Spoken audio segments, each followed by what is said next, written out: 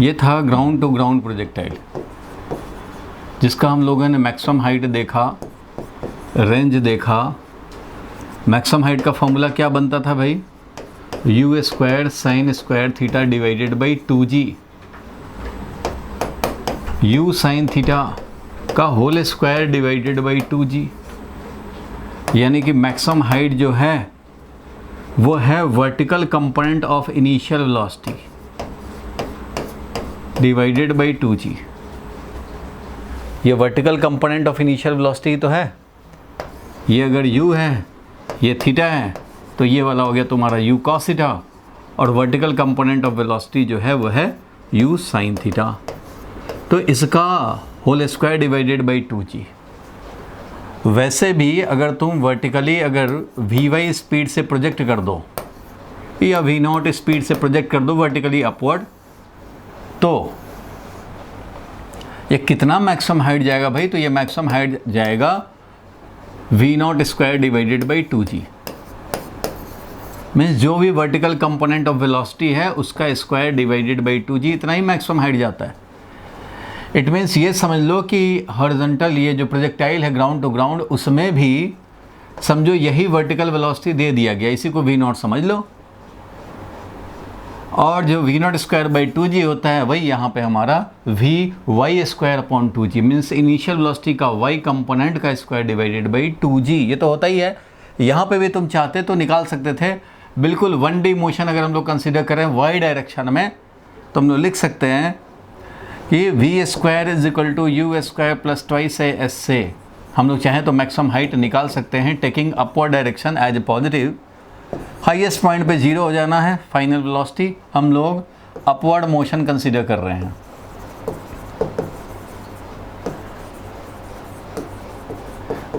अभी मैं horizontal projectile नहीं डिस्कस कर रहा, ये इसको पहले रिकैप कर रहा हूँ। फिर मैं यहाँ पे ये बताना चाह रहा हूँ कि ये फॉर्मूला वही है। अगर तुम वर्टिकली थ्रो कर दो, मान लो ये है 10, तो भाई 10 से तुम वैसे भी थ्रो कर दोगे तो जो मैक्सिमम हाइट गेन होगा वही इसका मैक्सिमम हाइट गेन होगा। मीन्स सिर्फ वर्टिकल कंपोनेंट से मतलब है, हॉरिजॉन्टल वाले से मैक्सिमम हाइट को मतलब नहीं है। देखो यहाँ पे अगर हम लोग निकालना चाहे, इसको v0 बोलें अगर इनिशियल वेलोसिटी को, तो 2 इंटू माइनस g हो जाएगा एक्सेलरेशन, और s का वैल्यू h हो जाएगा। h का वैल्यू हमें मिल जाएगा v0 square by 2g। It means ground to ground जो प्रोजेक्टाइल है इसमें वर्टिकल मोशन बिल्कुल इंडिपेंडेंटली सोचो जैसे इसका वर्टिकल मोशन सोच रहे हो। मैक्सिमम हाइट ये कितना गेन करता है उतना ही जितना ये गेन करेगा। बस इसमें ये स्पीड ना देख करके हम लोग इसका वर्टिकल कंपोनेंट ले लें, तो वही vertical component square divided by 2g। यहाँ भी वही है, देखो सेम है। तो ये पॉइंट आप ध्यान रखना कि this is equivalent to upward projection with initial vertical velocity.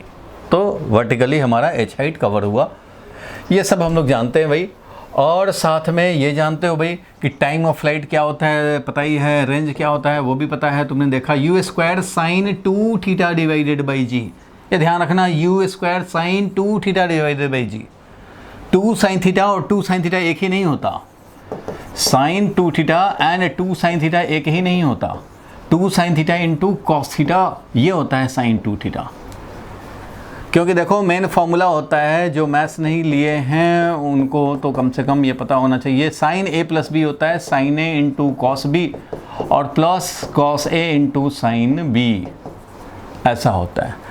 अगर तुम्हें साइन 2a की ज़रूरत है तो a प्लस a कर लो, b को भी a बना लो तो मिल जाएगा तुम्हें साइन 2a। b को भी अगर a बना लोगे तो मिल जाएगा तुम्हें साइन 2a। वो क्या हो जाएगा, sine a into cos b को तुमने a बना दिया, तो sine a into cos B, यानी कि sine a into cos a, b तो हमारा a बन चुका है, plus cos a into sine, ये b के बदले में a, तो sine a into cos a और sine a into cos a, यानी क्या हुआ 2 sine a into cos a। Sine 2a is equal to 2 sine a into cos a होता है, क्योंकि मेन फॉर्मूला ये है साइन a प्लस b होता है sine a into cos b plus cos a into sine b। उसी तरह से साइन a माइनस b भी होता है। अब ये मैथ्स का तो पार्ट में नहीं डिस्कस उतना करने जा रहा, लेकिन ये कहीं भी तुम्हें मैथ्स के बुक में फॉर्मूला मिल जाएगा, उसको आपको याद रखना है। ये भी होता है sine a into cos B, वही वाला, लेकिन यहाँ माइनस यूज हो जाएगा क्योंकि यहाँ पे माइनस है, minus cos a into sine B. तो भाई तुम ये वाला फॉर्मूला याद रखना, 2 sin 2a 2 sin a नहीं होता, 2 sin a into cos A होता है। इसलिए रेंज के फॉर्मूला में u स्क्वायर साइन 2 थीटा है, इसको चाहें तो ऐसा जरूर समझ सकते हैं 2 sin theta into cos theta. इसी को तो हम लोगों ने रेंज बनाया था, इसी 2 sin theta into cos theta को लिखा था sin 2 थीटा, क्योंकि फॉर्मूला ये होता है। चलो ये समझा हम लोगों ने, ये जानते हैं आप। और क्या भाई, तो और हम लोगों ने देखा कि टाइम ऑफ फ्लाइट, जो टोटल टाइम टेकन होता है time of flight 2u sin theta upon g है, that is 2 times vertical component, initial vertical component बोल सकते हैं, 2 times ui divided by g होना भी चाहिए। अगर तुम ui स्पीड से प्रोजेक्ट कर दो तो ये कितने टाइम में वापस आएगा, तो भाई 2ui अपॉन g टाइम में वापस आएगा, क्योंकि ui g में जाता है, ui g में आता है।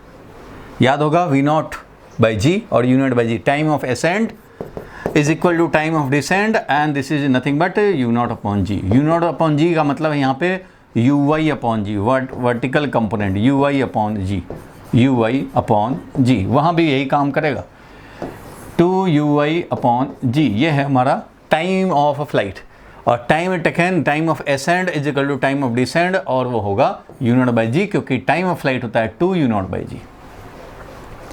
तो सारा वर्टिकल वाला इंडिपेंडेंटली हम लोग सोच सकते हैं।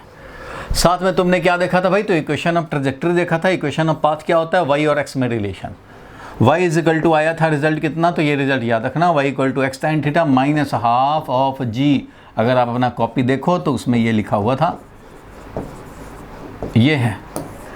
और ये हम लोगों ने देखा कि ये क्वाड्रेटिक इक्वेशन है, x भी है और x स्क्वायर भी है, बाकी सब है constant. y is equal to k1x और प्लस k2x स्क्वायर, जहाँ k2 जो कोफिशिएंट ऑफ x स्क्वायर है वो निगेटिव है, और निगेटिव है इसलिए तो ये डाउनवर्ड ओपन हो रहा है, इसलिए इसका ग्राफ ऐसा होता है। और ऐसा ग्राफ को हम लोग पैराबोलिक ग्राफ बोलते हैं, पैराबोलिक ग्राफ बोलते हैं।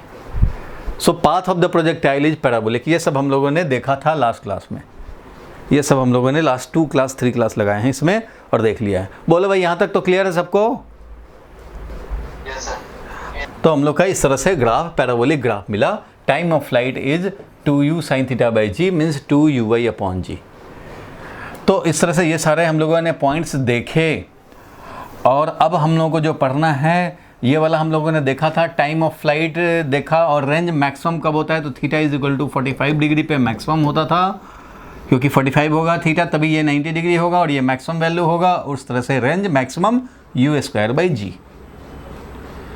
और हम लोगों ने देखा भाई कि रेंज का वैल्यू 45 से अल्फ़ा एंगल कम पे रेंज उतना ही होगा जो 45 डिग्री प्लस अल्फ़ा के लिए होगा, या रेंज थीटा के लिए वही होता है जो 90 डिग्री माइनस थीटा के लिए होता है। और range is maximum, range maximum होता है वो कितना होता है भाई, तो u स्क्वायर अपॉन जी होगा, क्योंकि ये बन जाएगा 1। u square G is the maximum range, कब भाई, तो at theta is equal to 45 degree. तो ये सब आप रेंज से रिलेटेड बात देख लिए थे।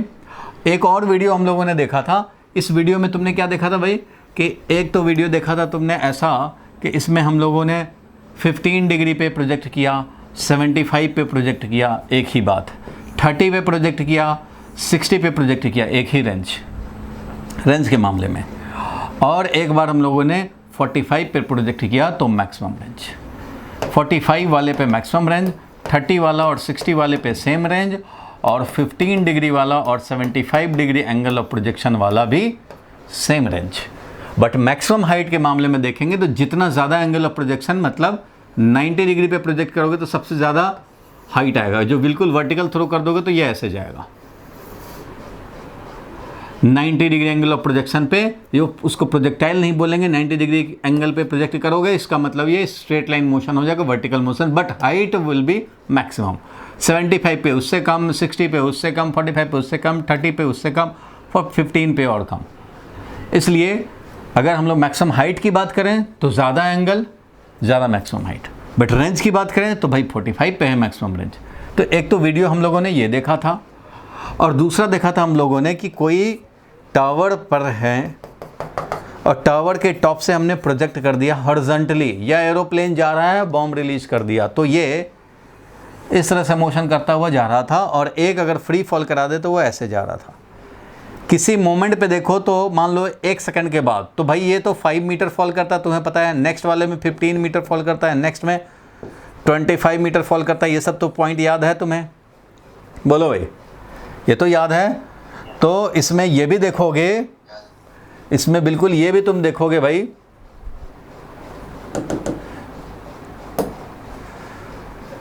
इसमें आप ये देखोगे कि अगर 1 सेकंड में t = 0 पे यहाँ है, t = 1 सेकंड पे 5 मीटर फॉल कर गया, तो ये भी जो प्रोजेक्ट किया हो t = 1 सेकंड पे यहाँ रहेगा। इसका भी वर्टिकल उतना ही हाइट होगा 5 मीटर। और ये जब t = 2 सेकंड पे यहाँ पहुँचा 15 मीटर और नेक्स्ट सेकंड में, तो ये भी 15 मीटर और नेक्स्ट सेकंड में फॉल करेगा, मीन्स ये वाला 15 होगा। और ये वाला 25 हुआ है नेक्स्ट में, तो इधर भी ये 25 ही होगा नेक्स्ट में। ये है t = 2 सेकंड और ये है t = 3 सेकंड मान लो। तो ये भी वैसे ही t = 3 second, t = 2 second, t = 1 second. तो दोनों 1 सेकंड पे सेम हाइट पे रहेंगे, दोनों 2 सेकंड पे सेम हाइट पे रहेंगे, दोनों 3 सेकंड पे भी सेम हाइट पे रहेंगे, दोनों 4 सेकंड पे भी सेम हाइट पे रहेंगे। हाइट दोनों का सेम ही रहेगा। ये अगर 35 तो ये भी 35, और ये फ्री फॉल कर रहा है ऐसे t = 4 पे। इट मीन्स उस ग्राफ में, उस वीडियो में अगर तुमने नोटिस किया हो तो दोनों एक साथ चलते थे। अगर t = हाफ सेकंड पे ये यहाँ है तो ये भी t = हाफ सेकंड पे यहाँ है। ये दोनों सेम टाइम पे सेम वर्टिकल हाइट रहेगा इनका। ये बात अलग है कि इसको हॉरिजॉन्टल में कोई वेलोसिटी नहीं है, इसलिए फ्री फॉल करता हुआ x डायरेक्शन में बिल्कुल नहीं मूव करेगा। यहाँ टॉप से रिलीज किया, बस इसके वर्टिकली बिलो यहाँ पे स्ट्राइक करेगा ग्राउंड को। लेकिन जो बॉम्ब है या ऐसे प्रोजेक्टेड है, उसको हॉरिजॉन्टल में मान लो 10 का वेलोसिटी अगर मिला है, 10 मीटर पर सेकंड से थ्रो किया गया है, तो इसका horizontal component means x direction में कोई एक्सेलरेशन नहीं होता। तुम्हें पता ही है, अगर ये y डायरेक्शन समझे तो इधर तो हमारा एक्सेलरेशन है, ये y डायरेक्शन ले सकते हो भाई, म्यूचुअली परपेंडिकुलर। x एक्सिस है, मान लो इधर y एक्सिस लेते हैं, तो ay = g है, बट ax = 0 है। और इसलिए हम लोग बोल सकते हैं कि हॉरिजॉन्टल में there will be no change in velocity. मतलब ये 10 का वेलोसिटी अगर मिला है तो वो 10 का वेलोसिटी ही मिला रहेगा। ये 10 है तो ये 10 रहेगा, ये 10 रहेगा, इसका कोई चेंज नहीं कर सकता। ये हमारा Vx 10 का 10 ही रह जाएगा, ये भी 10 रहेगा, यहाँ भी horizontal velocity will remain 10, no one can change. क्यों भाई? क्योंकि ax 0 है, सो Vx कांस्टेंट है। ax 0 तो Vx कांस्टेंट, जो भी दे दिया तुमने वेलोसिटी, और यही हमारा स्पीड ऑफ प्रोजेक्शन है, horizontal projection = speed of horizontal projection. Horizontally जो प्रोजेक्ट किए हैं वही वाला स्पीड हमेशा रहेगा। स्पीड ऑफ हॉरिजॉन्टल प्रोजेक्शन ऐसा लिख देता हूँ, कम स्पेस लेगा।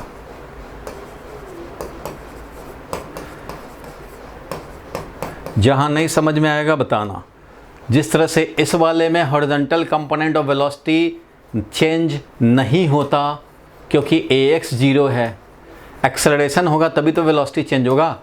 जब ax 0 है तो Vx कांस्टेंट रहेगा, क्योंकि ax होता है rate of change of Vx with respect to time. तो भाई जब ये 0 है तो इसका मतलब कोई चेंज नहीं होगा, कांस्टेंट का ही डिफरेंशिएशन 0 होता है।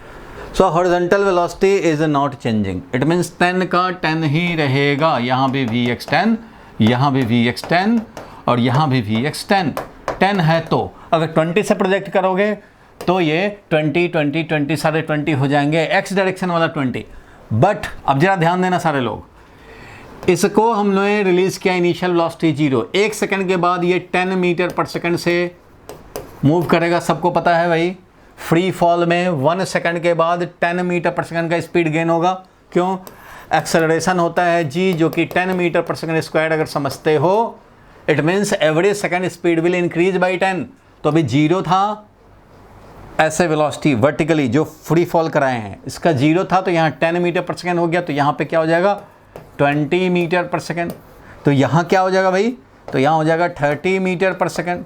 यहाँ क्या हो जाएगा स्पीड, वर्टिकल स्पीड, तो 40 मीटर पर सेकंड हो जाएगा। ठीक है भाई, तो जो हाल इसका है वही हाल इसका रहेगा वर्टिकल में।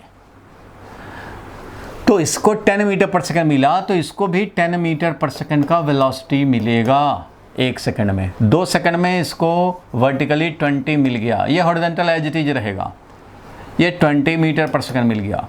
3 सेकंड पे ये 30 है, तो इसको भी रहेगा 30 मीटर पर सेकंड भाई, बिल्कुल रहेगा। और इसको जो 40 मिलना है तो 40 मिलेगा इसको। Means vertically there is no difference between this projected and free fall body, कोई डिफरेंस नहीं है इसमें और इसमें। ये भी वैसे ही देखो 0 से 5 मीटर चलेगा, यहाँ आएगा 10 का स्पीड आया, वर्टिकली 10 का स्पीड आया, हॉरिजॉन्टल छोड़ दो भूल जाओ, वर्टिकली 10 का स्पीड, फिर 15 मिनट नेक्स्ट सेकंड में फॉल किया, वर्टिकली 20 का स्पीड, नेक्स्ट सेकंड में फिर हमारा 25 मीटर फॉल किया, 30 का स्पीड, तो ये भी 30 का स्पीड, ये भी 30 का स्पीड, फिर नेक्स्ट सेकंड में 35 मीटर कवर किया, तो यहाँ 40 का स्पीड, यहाँ 40 का स्पीड। ये दोनों क्लू पॉइंट तो वन डायमेंशनल मोशन वाले यहाँ भी वैलिड रहेंगे। बस इस वाले मोशन और ये हॉरिजॉन्टल प्रोजेक्टाइल मोशन में एक ही डिफरेंस है कि इसको हॉरिजॉन्टल में कोई वेलोसिटी नहीं मिला है, फ्री फॉल करा दिया है इसको, और इसमें क्या है कि एक हॉरिजॉन्टल वेलोसिटी से प्रोजेक्ट किया गया था, वो मेंटेन्ड है, वो मेंटेन्ड है। अगर ये 4 सेकंड में स्ट्राइक करता है ग्राउंड को, तो ये भी 4 सेकंड में ही स्ट्राइक करेगा ग्राउंड को। इसका वेलोसिटी ऑफ स्ट्राइकिंग ग्राउंड से 40 मीटर पर सेकंड होगा, इसका स्ट्राइकिंग वेलोसिटी कितना होगा, तो ये तो 40 रहेगा, ये वाला 10 का 10 रहेगा, इसलिए इसका स्ट्राइकिंग वेलोसिटी, ये जो वेलोसिटी स्ट्राइक करने टाइम पे जो वेलोसिटी रहेगा इसका, वो वेलोसिटी इस तरह से ये फॉल करता हुआ आएगा, और जो स्ट्राइकिंग वेलोसिटी मिलेगा ये 40 और उधर 10, मतलब इस तरह का वेलोसिटी मिला, जिसका कि इधर 40 इधर 10 है। तो यहाँ पे striking velocity is equal to √40 square plus 10 का स्क्वायर। क्यों भाई, दोनों आपस में परपेंडिकुलर, देखो ये 10 ये 40, तो दोनों का रिजल्टेंट जो होगा वही वेलोसिटी। मतलब ये जो वेलोसिटी है स्ट्राइकिंग वेलोसिटी, यहाँ पे बोल सकते हैं कि striking velocity is equal to Vx i plus Vy j। Vx था हमारा 10, तो 10 i plus 40 j, 40 j Y axis downward में लिया हुआ है। बस जब ये है तो बताओ मैग्नीट्यूड क्या हो जाएगा भाई, तो Vx square plus Vy square, Vx है हमारा 10, Vy है 40, इस हिसाब से काम होगा। इट मीन्स हॉरिजॉन्टल प्रोजेक्टाइल में फ्री फॉल वाला ही काम हो रहा है, बस एक एडिशनल हॉरिजॉन्टल वेलोसिटी मिला हुआ है जो कि कांस्टेंट रहेगा इस डायरेक्शन में। इसलिए इसका रेंज निकालना है, अगर तुम्हें इसका रेंज निकालना है तो कॉमन सेंस क्या कहता है भाई, रेंज कैसे निकालोगे, जहाँ से प्रोजेक्ट किया गया इसको उससे कितने डिस्टेंस पे जाके ये स्ट्राइक करेगा, ये रेंज निकालना चाहते हो तो ये रेंज होगा कितना भाई, तो एक्स डायरेक्शन में कितना डिस्प्लेसमेंट हो गया, एक्स डायरेक्शन में कितना डिस्प्लेसमेंट, तो भैया एक्स डायरेक्शन में मूव करने का वेलोसिटी है कांस्टेंट, और जितना टाइम लगा स्ट्राइक करने में उतना ही टाइम तक तो ये फ्री है जाने को। अगर ये 4 सेकंड में स्ट्राइक किया तो 4 सेकंड में जितना हॉरिजॉन्टली चला जाए, अगर 3 सेकंड में स्ट्राइक किया तो ये भी 3 सेकंड में स्ट्राइक किया है तो 3 सेकंड में जितना हॉरिजॉन्टल चला जाए कांस्टेंट वेलोसिटी से, तो भैया constant velocity multiplied by time, यही हो जाएगा रेंज। अब कितना टाइम होगा वो तुम्हें निकालने होंगे। हॉरिजॉन्टल तो वही है वेलोसिटी जो तुमने प्रोजेक्ट किया है u, और कितना टाइम लगेगा स्ट्राइक करने पे, तो भैया तुमने कितने हाइट से इसको रिलीज किया था और इस हाइट को कवर करने में कितना टाइम लगता है, तो टाइम लगता है भैया √2h/g। कैसे वो अलग से निकाल देंगे। फिलहाल ये हो गया कि रेंज हो गया √2h/g, time of flight multiply करेंगे, ये मिल जाएगा तुम्हें रेंज। ये बन गया रेंज। कैसे आया ये √2h/g, वो मैं अभी दिखा देता हूँ, वो तो अभी दिखा देंगे। देखो इसमें सिंपल सी बात है भाई कि y डायरेक्शन में जैसे ही h हाइट कवर किया, क्योंकि h हाइट पे एरोप्लेन था जब इसने बॉम्ब रिलीज किया, तो h हाइट कवर करने में कितना टाइम लगेगा, तो कितना टाइम लगेगा वो हम लोग ईजिली निकाल सकते हैं। कैसे भैया, कैसे निकाल पाएंगे? तो ऐसे निकाल पाएंगे, देखो, फॉर टाइम ऑफ लाइट, अब इसका मैं मैथमेटिकल ट्रीटमेंट थोड़ा दिखा दूं। टाइम ऑफ फ्लाइट के लिए, फॉर टाइम ऑफ फ्लाइट क्या करेंगे हम लोग भाई? तो टाइम ऑफ फ्लाइट के लिए हम लोग निकालना चाहते हैं कंसीडर मोशन। किधर का मोशन भाई कंसीडर करोगे? Consider motion along Y axis, क्योंकि भाई हमें चाहिए, ये है तुम्हारा वाई एक्सिस, इधर एक्सिस है, हमें चाहिए वाई डायरेक्शन में एच हाइट कितने टाइम पे कवर किया। अब देखो यहाँ सारा काम तो यहाँ से वर्टिकली डाउनवर्ड ही होना है, इसलिए हमने डाउनवर्ड वाई एक्सिस ले लिया, हॉरिजॉन्टल में एक्स एक्सिस ले लिया। कोई ज़रूरी नहीं है, आप वर्टिकली अपवर्ड भी वाई एक्सिस ले सकते हैं। सारे पैरामीटर्स जो है निगेटिव आने लगेंगे, डिस्प्लेसमेंट, वेलोसिटी सब निगेटिव आएंगे, सब डाउनवर्ड में है, एक्सेलरेशन भी डाउनवर्ड है, वेलोसिटी भी डाउनवर्ड है, डिस्प्लेसमेंट सब निगेटिव आने लग जाएंगे। तो अननेसेसरी निगेटिव क्या लेना, इसलिए इसको अवॉइड करने के लिए मैंने डाउनवर्ड में ही पॉजिटिव ले लिया। चलो भैया, अब वाई डायरेक्शन में एच हाइट कवर करने का टाइम, यही टाइम ऑफ फ्लाइट होगा, क्योंकि कितने टाइम में ये स्ट्राइक करेगा और वैसे ही ये भी स्ट्राइक करेगा, क्योंकि दोनों का वर्टिकल कंडीशन तो सेम ही रहता है। ये पता है ना सबको, वर्टिकल कंडीशन सबका सेम है, दोनों का एक ही टाइम पे दोनों स्ट्राइक करेंगे। एक्चुअली इसको जो प्रोजेक्ट किए हो ऐसे, तो वर्टिकली थोड़ी प्रोजेक्ट किया, वर्टिकली तो रिलीज ही हुआ है, वर्टिकली तो ये भी रिलीज ही हुआ है। हॉरिजॉन्टल एक दे दिया तुमने, लेकिन वर्टिकली तो कुछ नहीं दिया, इसलिए ये पहले नहीं पहुंच जाएगा, ना ये पहले पहुंचेगा ना बाद में पहुंचेगा ग्राउंड पे। दोनों का इनिशियल वेलोसिटी वर्टिकली डाउनवर्ड में 0 है, तो इसलिए धीरे धीरे गेन होगा और यही हाल होगा। तो एच हाइट कवर करने में कितना टाइम लगेगा भाई? तो हम लोग निकाल सकते हैं S Y is equal to you Y T plus half A Y T square से। क्यों भाई, क्या क्या तुम्हें मालूम है देख लो। यू वाई कितना है, ए वाई कितना है और एस वाई कितना है, बोलो भाई, निकालना है टाइम। यू वाई कितना है, वाई डायरेक्शन में इनिशियल वेलोसिटी कितना है? 0, बिल्कुल करेक्ट, 0 है भाई। वाई डायरेक्शन में इनिशियल वेलोसिटी 0 ही है। वाई डायरेक्शन में एक्सेलरेशन कितना है भाई? एक्सेलरेशन का वैल्यू जी, खाली एक ही बंदा ना बताते रहे। और एस वाई कितना है? एच है, देख ही रहे हम लोग। एच हाइट कवर करने का टाइम हमें चाहिए, इसी के लिए टाइम चाहिए, तो कौन सा सूटेबल होगा? यही तो सूटेबल होगा, इससे हम लोग निकाल सकते हैं। तो चलो भाई, इससे हम लोग निकाला जाए। S Y is equal to h is equal to initial velocity 0 half A y g into time है मान लो टी नॉट, तो टी नॉट स्क्वायर, यही टी नॉट हमारा टाइम ऑफ फ्लाइट बनेगा। सो टी नॉट का value simply 2h by g, t not square 2h by g, इसलिए t not का वैल्यू है under root 2h by g. ये लोग फॉर्मूला की तरह याद रखते हैं, ऑब्जेक्टिव का जमाना आ रहा है भाई, इसलिए तुम्हें भी फॉर्मूला की तरह ये याद रखना है। अंडर रूट 2h बाई जी हमने लिख दिया था यहाँ पे, अंडर रूट 2h बाई जी होता है।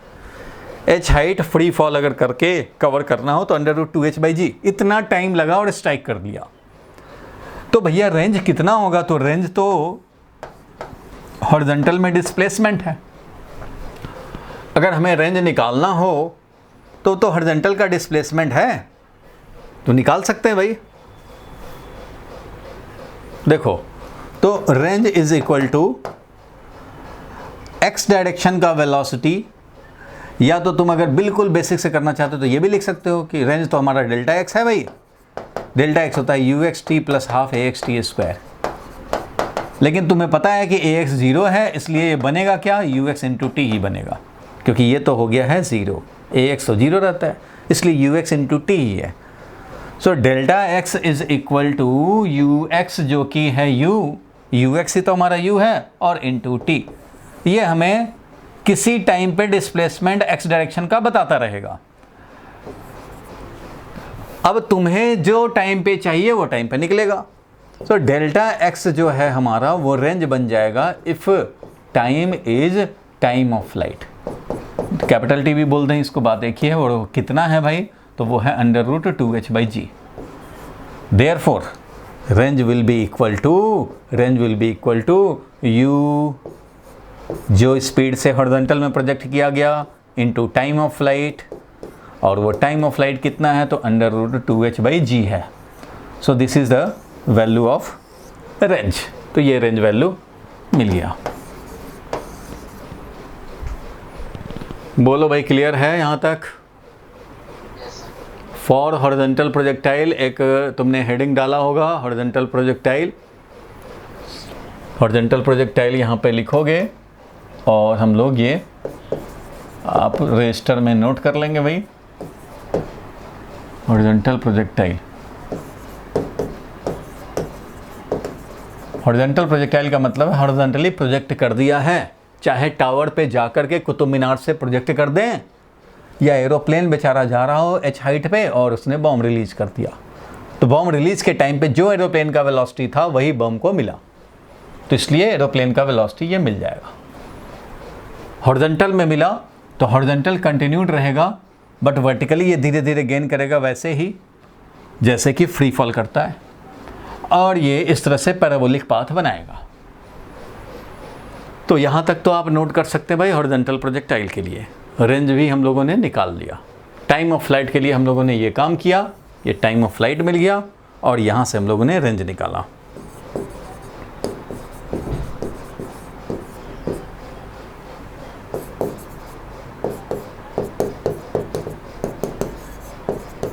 तो √2h/g देखो भाई, ऑब्जेक्टिव का ज़माना है, इसलिए आपको याद रखने हैं फॉर्मूला √2h/g। फ्री फॉल हो, h हाइट कवर करने का। अब ये नहीं कि हॉरिजॉन्टल प्रोजेक्टाइल के लिए ही अप्लाई करेंगे, फ्री फॉल भी हो और h हाइट कवर करना हो तो √2h/g टाइम लगेगा। बोलो भाई, यहाँ तक क्लियर है? यहाँ तक क्लियर है तो आगे बढ़ूँ?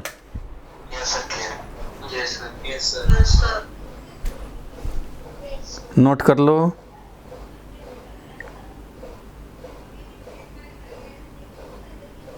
नोट करो भाई, नोट करो, और थोड़ा इस पे माइक्रोस्कोप लगाओ, देखो कहाँ डाउट है, देख लो डाउट कहाँ पे है। ज़रूरी है जानना भाई डाउट।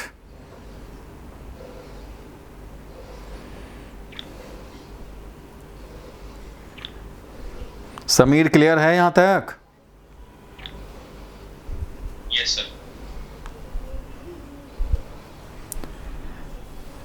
तो अब जरा हम लोग देखेंगे इक्वेशन ऑफ ट्रेजेक्ट्री। इस पाथ का इक्वेशन, ये भी कई बार पूछ दिया जाता है, इस पाथ का इक्वेशन हम लोग लिखना चाहते हैं, और मैक्सिमम बुक में तुम्हें हॉरिजॉन्टल प्रोजेक्टाइल में वाई एक्सिस डाउनवर्ड ही लिया हुआ मिलेगा।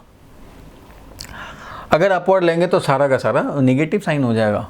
कोई बात नहीं, इक्वेशन ऑफ ट्रेजेक्ट्री हम लोग निकालते हैं। ये तो सारा देखो, h हाइट हमें कवर करने का टाइम निकालना था, इनिशियल वेलोसिटी g और h सब पॉजिटिव पॉजिटिव मिला, आराम से टाइम मिल गया हमें। ये अगर हम लोग चाहते तो इसको अपवर्ड पॉजिटिव लेकर के भी सॉल्व कर सकते थे, टाइम ऑफ फ्लाइट उतना ही आएगा। क्यों भाई? अपवर्ड अगर मान लो हमने पॉजिटिव ले लिया तो क्या करेंगे, s बोलेंगे -h, हमें sy क्या बोलेंगे -h। y डायरेक्शन अगर हमने अपवर्ड लिया तो x डायरेक्शन का तो हमें कोई मतलब ही नहीं यहाँ पे, तो sy -h बोलेंगे। इनिशियल वेलोसिटी हम लोग बोलेंगे 0, और एक्सेलरेशन y एक्सिस की तरफ -g बोलेंगे जब y एक्सिस अपवर्ड ले लिया है तो फिर हम लोग काम वही करेंगे, s = ut + ½ t², s = ut + ½ into acceleration है -g इंटू t0², और इससे भी हमें क्या मिल जाएगा, माइनस माइनस कैंसिल होगा, t0 का वैल्यू √2h/g मिल जाएगा। तो उससे कोई फ़र्क नहीं पड़ता कि किधर तुम ले रहे हो, और क्योंकि ये टाइम आया है, यहाँ पॉजिटिव निगेटिव का कोई मतलब नहीं है। अगर ये कोई वेक्टर क्वांटिटी होता, डिस्प्लेसमेंट या वेलोसिटी कुछ निकाल रहे होते, तो निगेटिव का मतलब होता कि जिधर पॉजिटिव लिए हैं उससे अपोजिट, तो वो काम होता। ठीक है, अब मान लो तुम्हें निकालना होता कि 1 सेकंड पे क्या वेलोसिटी होगा, तो भैया 1 सेकंड पे क्या वेलोसिटी होगा उसके लिए तो तुम ये काम करोगे। तो 1 सेकंड पे अगर वेलोसिटी निकालना है तो u था हमारा 0 और एक्सेलरेशन है -g, टाइम का वैल्यू है 1 सेकंड, तो ये हो गया -10 मीटर पर सेकंड। तो इसका इंटरप्रिटेशन क्या करते हैं कि 1 सेकंड पे हमारा जो वेलोसिटी है वो जिधर पॉजिटिव लिए है उसके अपोजिट में है, और 10 मीटर पर सेकंड, तो वही है भैया 1 सेकंड पे 10 मीटर पर सेकंड वर्टिकली डाउनवर्ड। तो खैर इन सब बातों को तो आपने इतना स्टार्टिंग से देख रहे हो कि इससे कोई फ़र्क नहीं पड़ता है किधर पॉजिटिव ले रहे हैं, जो लें उस पर स्टिक करें। चलो हम लोगों को निकालने हैं इसमें अब equation of path. Equation of path चाहिए हमें, तो ठीक है भाई, लिखो next topic, find equation of trajectory. Find equation of path बोलें या ट्रेजेक्ट्री बोलें, दोनों में से कुछ भी लिखा रहे, आपको यही समझना है। फॉर हॉरिजॉन्टल प्रोजेक्टाइल, इस हॉरिजॉन्टल प्रोजेक्टाइल के लिए निकालना चाहते हैं, ठीक है भैया, निकाला जाए।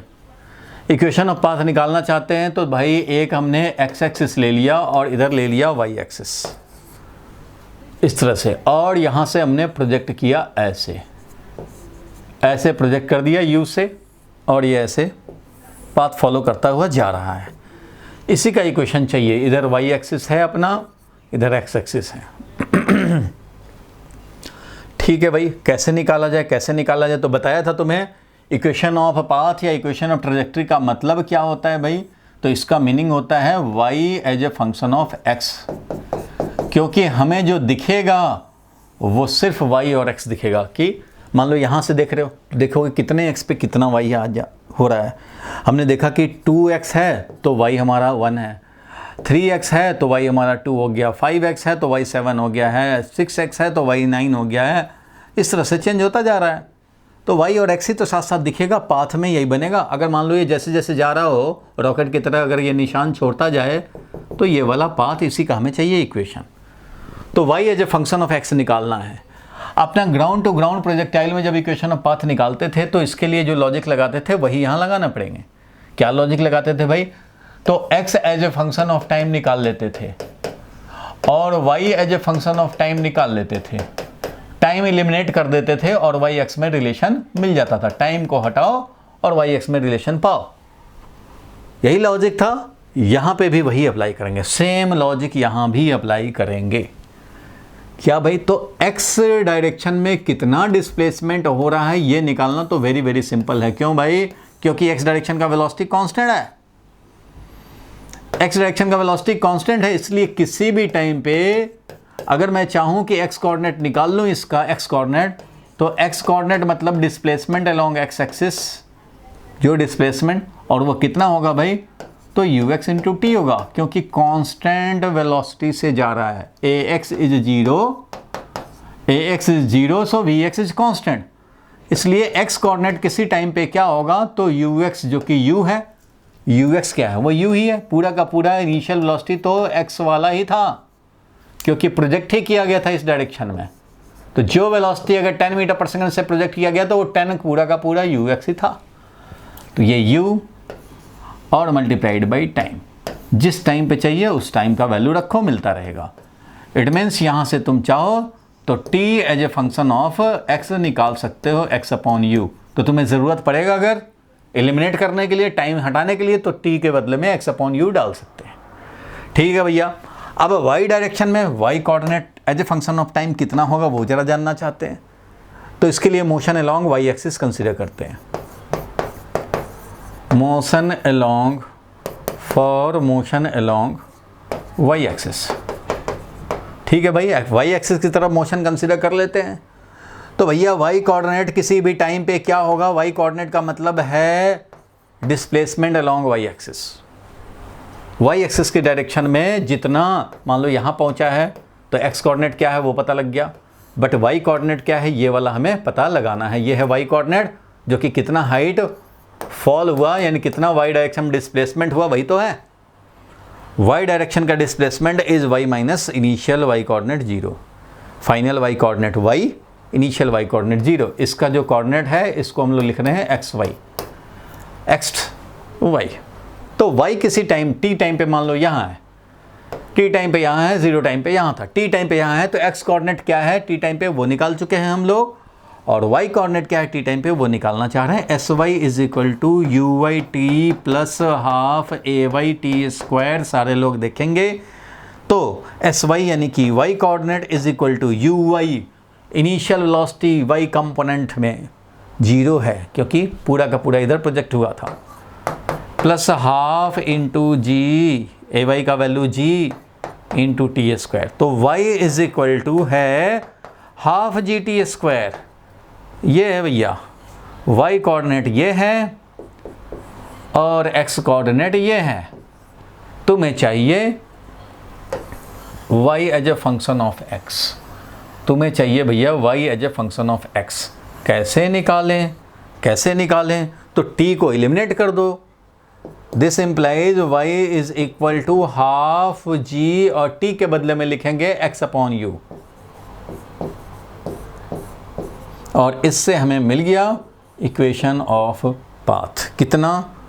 तो हाफ और g और u square into x square, means ये constant into x square, constant into x square. तो यही है भैया y as a function of x, हमारा यही मिल गया। अब देखो, क्योंकि तुम्हारा x एक्सिस इधर है, y एक्सिस इधर है, तो y as a function of x square का ग्राफ प्लॉट करोगे तो ये ऐसा ग्राफ आएगा। अगर y एक्सिस ऊपर होता था, x एक्सिस ऐसे होता था, तो y as a function of x का ग्राफ ऐसा होता था। तो वैसे ही यहाँ पे भी होगा, y as a function of x ये ऐसा होगा। तो इधर का तो होना नहीं है, यहाँ से प्रोजेक्ट हुआ था, ये वाला तुम्हारा पाथ है। तो ये पैराबोलिक पाथ अगेन आया। अंडर ग्रेविटी जो मोशन होता है वो पैराबोलिक पाथ ही होता है। ग्राउंड टू ग्राउंड प्रोजेक्टाइल हुआ तो ऐसे करके, और यहाँ पे है ये वाला पाथ को हम लोग काउंट नहीं करेंगे, ये वाला काउंट करेंगे। यही हमारा पाथ है। इधर x एक्सिस है, ये x एक्सिस है, इधर y एक्सिस है अपना।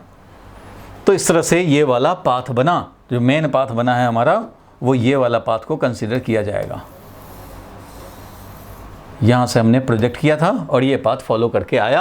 यही है ये equation, y is equal to k x square, y is equal to some constant into x square, y is equal to 2x square यहाँ पे ऐसे है, और यहाँ y is equal to 2x square या 5x स्क्वायर हम लोग बोले तो वो इस तरह का है। तो समझो ये वैल्यू जितना रहेगा, अगर 2x स्क्वायर ये है, 4x स्क्वायर हो गया तो ये है, 4x स्क्वायर ये हो गया, y इक्वल टू अगर मान लो हाफ एक्स स्क्वायर है तो ये वाला है। तो इस तरह से जितना ज़्यादा वैल्यू होगा उतना ही ये कन्फाइंड होता जाएगा। अगर y is equal to 0.1 x square होगा तो वह इस तरह से होगा। तो इस तरह का पाथ फॉलो होगा, पैराबोलिक पाथ होगा। ये बात समझ में आया भाई? Parabolic path, equation of path हम लोगों ने ऑब्टेन किया, क्योंकि यही हमें ऑब्टेन करना था। तो ये भी एक पॉइंट बनता है, ये भी बड़ा इंपॉर्टेंट क्वेश्चन बनता है, इक्वेशन ऑफ ट्रेजेक्टरी निकालना। इक्वेशन ऑफ ट्रेजेक्टरी हम लोगों ने निकाल के रख लिया, ये है।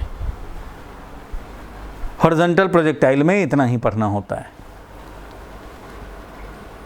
इस पर न्यूमेरिकल कैसा आता है वो समझ लो। उस पर न्यूमेरिकल यही आता है कि कुतुब मीनार पे चढ़ गए या टावर पे चढ़ गए, हॉरिजॉन्टली प्रोजेक्ट कर दिया, इसका इक्वेशन ऑफ पाथ निकाल लो, या टाइम ऑफ फ्लाइट निकालो, या फिर रेंज निकालो। और दूसरा आता है दूसरे फॉर्मेट में, aeroplane is moving at A height of h, दे देगा कुछ भी 80 मीटर, मान लो 80 मीटर के हाइट पे है। बॉम्ब इज रिलीज्ड और फूड पैकेट इज रिलीज्ड। जो फ्लड आया हुआ है भाई, विक्टिम हैं इधर, बहुत सारे लोग हैं, इनको फूड पैकेट देना है। तो ऐसा नहीं कि एरोप्लेन यहाँ आएगा और तब रिलीज करेगा तो यहाँ गिर जाएगा, नहीं होगा। वो हेलीकॉप्टर आता है और यहाँ पे ऑलमोस्ट रेस्ट की तरह रहेगा, तब रिलीज करेगा तो ये ऐसे आएगा। एरोप्लेन है, मूविंग कंडीशन में है, और ऐसे कंडीशन में रिलीज करोगे तो यहाँ रिलीज करोगे तो ये इधर चला जाएगा, क्योंकि उसको एक वेलोसिटी मिला हुआ है, एरोप्लेन वाला वेलोसिटी, इसलिए इसको एरोप्लेन वाला वेलोसिटी मिला हुआ है। तो टारगेट किया जाता है कि यहाँ पे पहुँचाना है तो कितना डिस्टेंस पहले रिलीज कर दिया जाए। तो यहाँ रिलीज करोगे तो ये इनिशियल वेलोसिटी जो एरोप्लेन का वेलोसिटी वो मिल जाएगा, और ये ऐसे पाथ फॉलो करके टारगेट को स्ट्राइक करेगा। चाहे बॉम्ब गिराना हो, फूड पैकेट गिराना हो, कुछ भी गिराना हो, तो टारगेट से सर्टेन डिस्टेंस पहले ही रिलीज करने होते हैं। वो सर्टेन डिस्टेंस कितना होता है, वही तो रेंज होता है। तो इसलिए रेंज पहले कैलकुलेट करके कितने हाइट पे एरोप्लेन जाएगा, रेंज कैलकुलेट कर लिया, उसके बाद उतना ही डिस्टेंस, उतना ही मान लो 2 किलोमीटर पहले रिलीज करना पड़ रहा है तो 2 किलोमीटर पहले ही रिलीज करोगे, तब जाके उस टारगेट पे स्ट्राइक करेगा। बोलो भाई, क्लियर है? ये 2 तरह के क्वेश्चन आते हैं, चाहे एरोप्लेन से रिलीज किया जाए या तो प्रोजेक्ट किया जाए। Vertically there is no difference between free fall and horizontal projectile.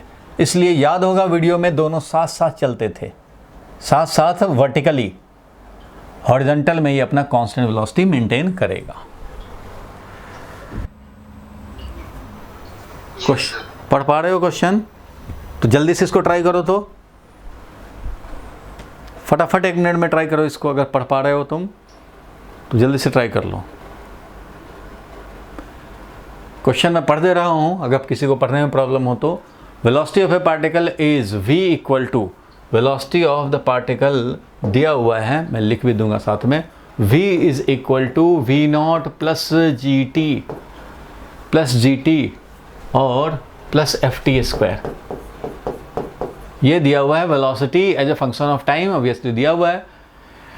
If it's position is x equal to 0 at t equal to 0, at t is equal to 0, x is equal to 0, पहले भी ऐसा question कराया है हमने, t equal to 0 पे x equal to 0, then it's displacement at t is equal to 1 second, t is equal to 1 second पे displacement. Actually में इसको डिस्प्लेसमेंट नहीं बोलना चाहिए था, लूज सेंस में लोग बोल देते हैं, पोजीशन बोलना चाहिए था।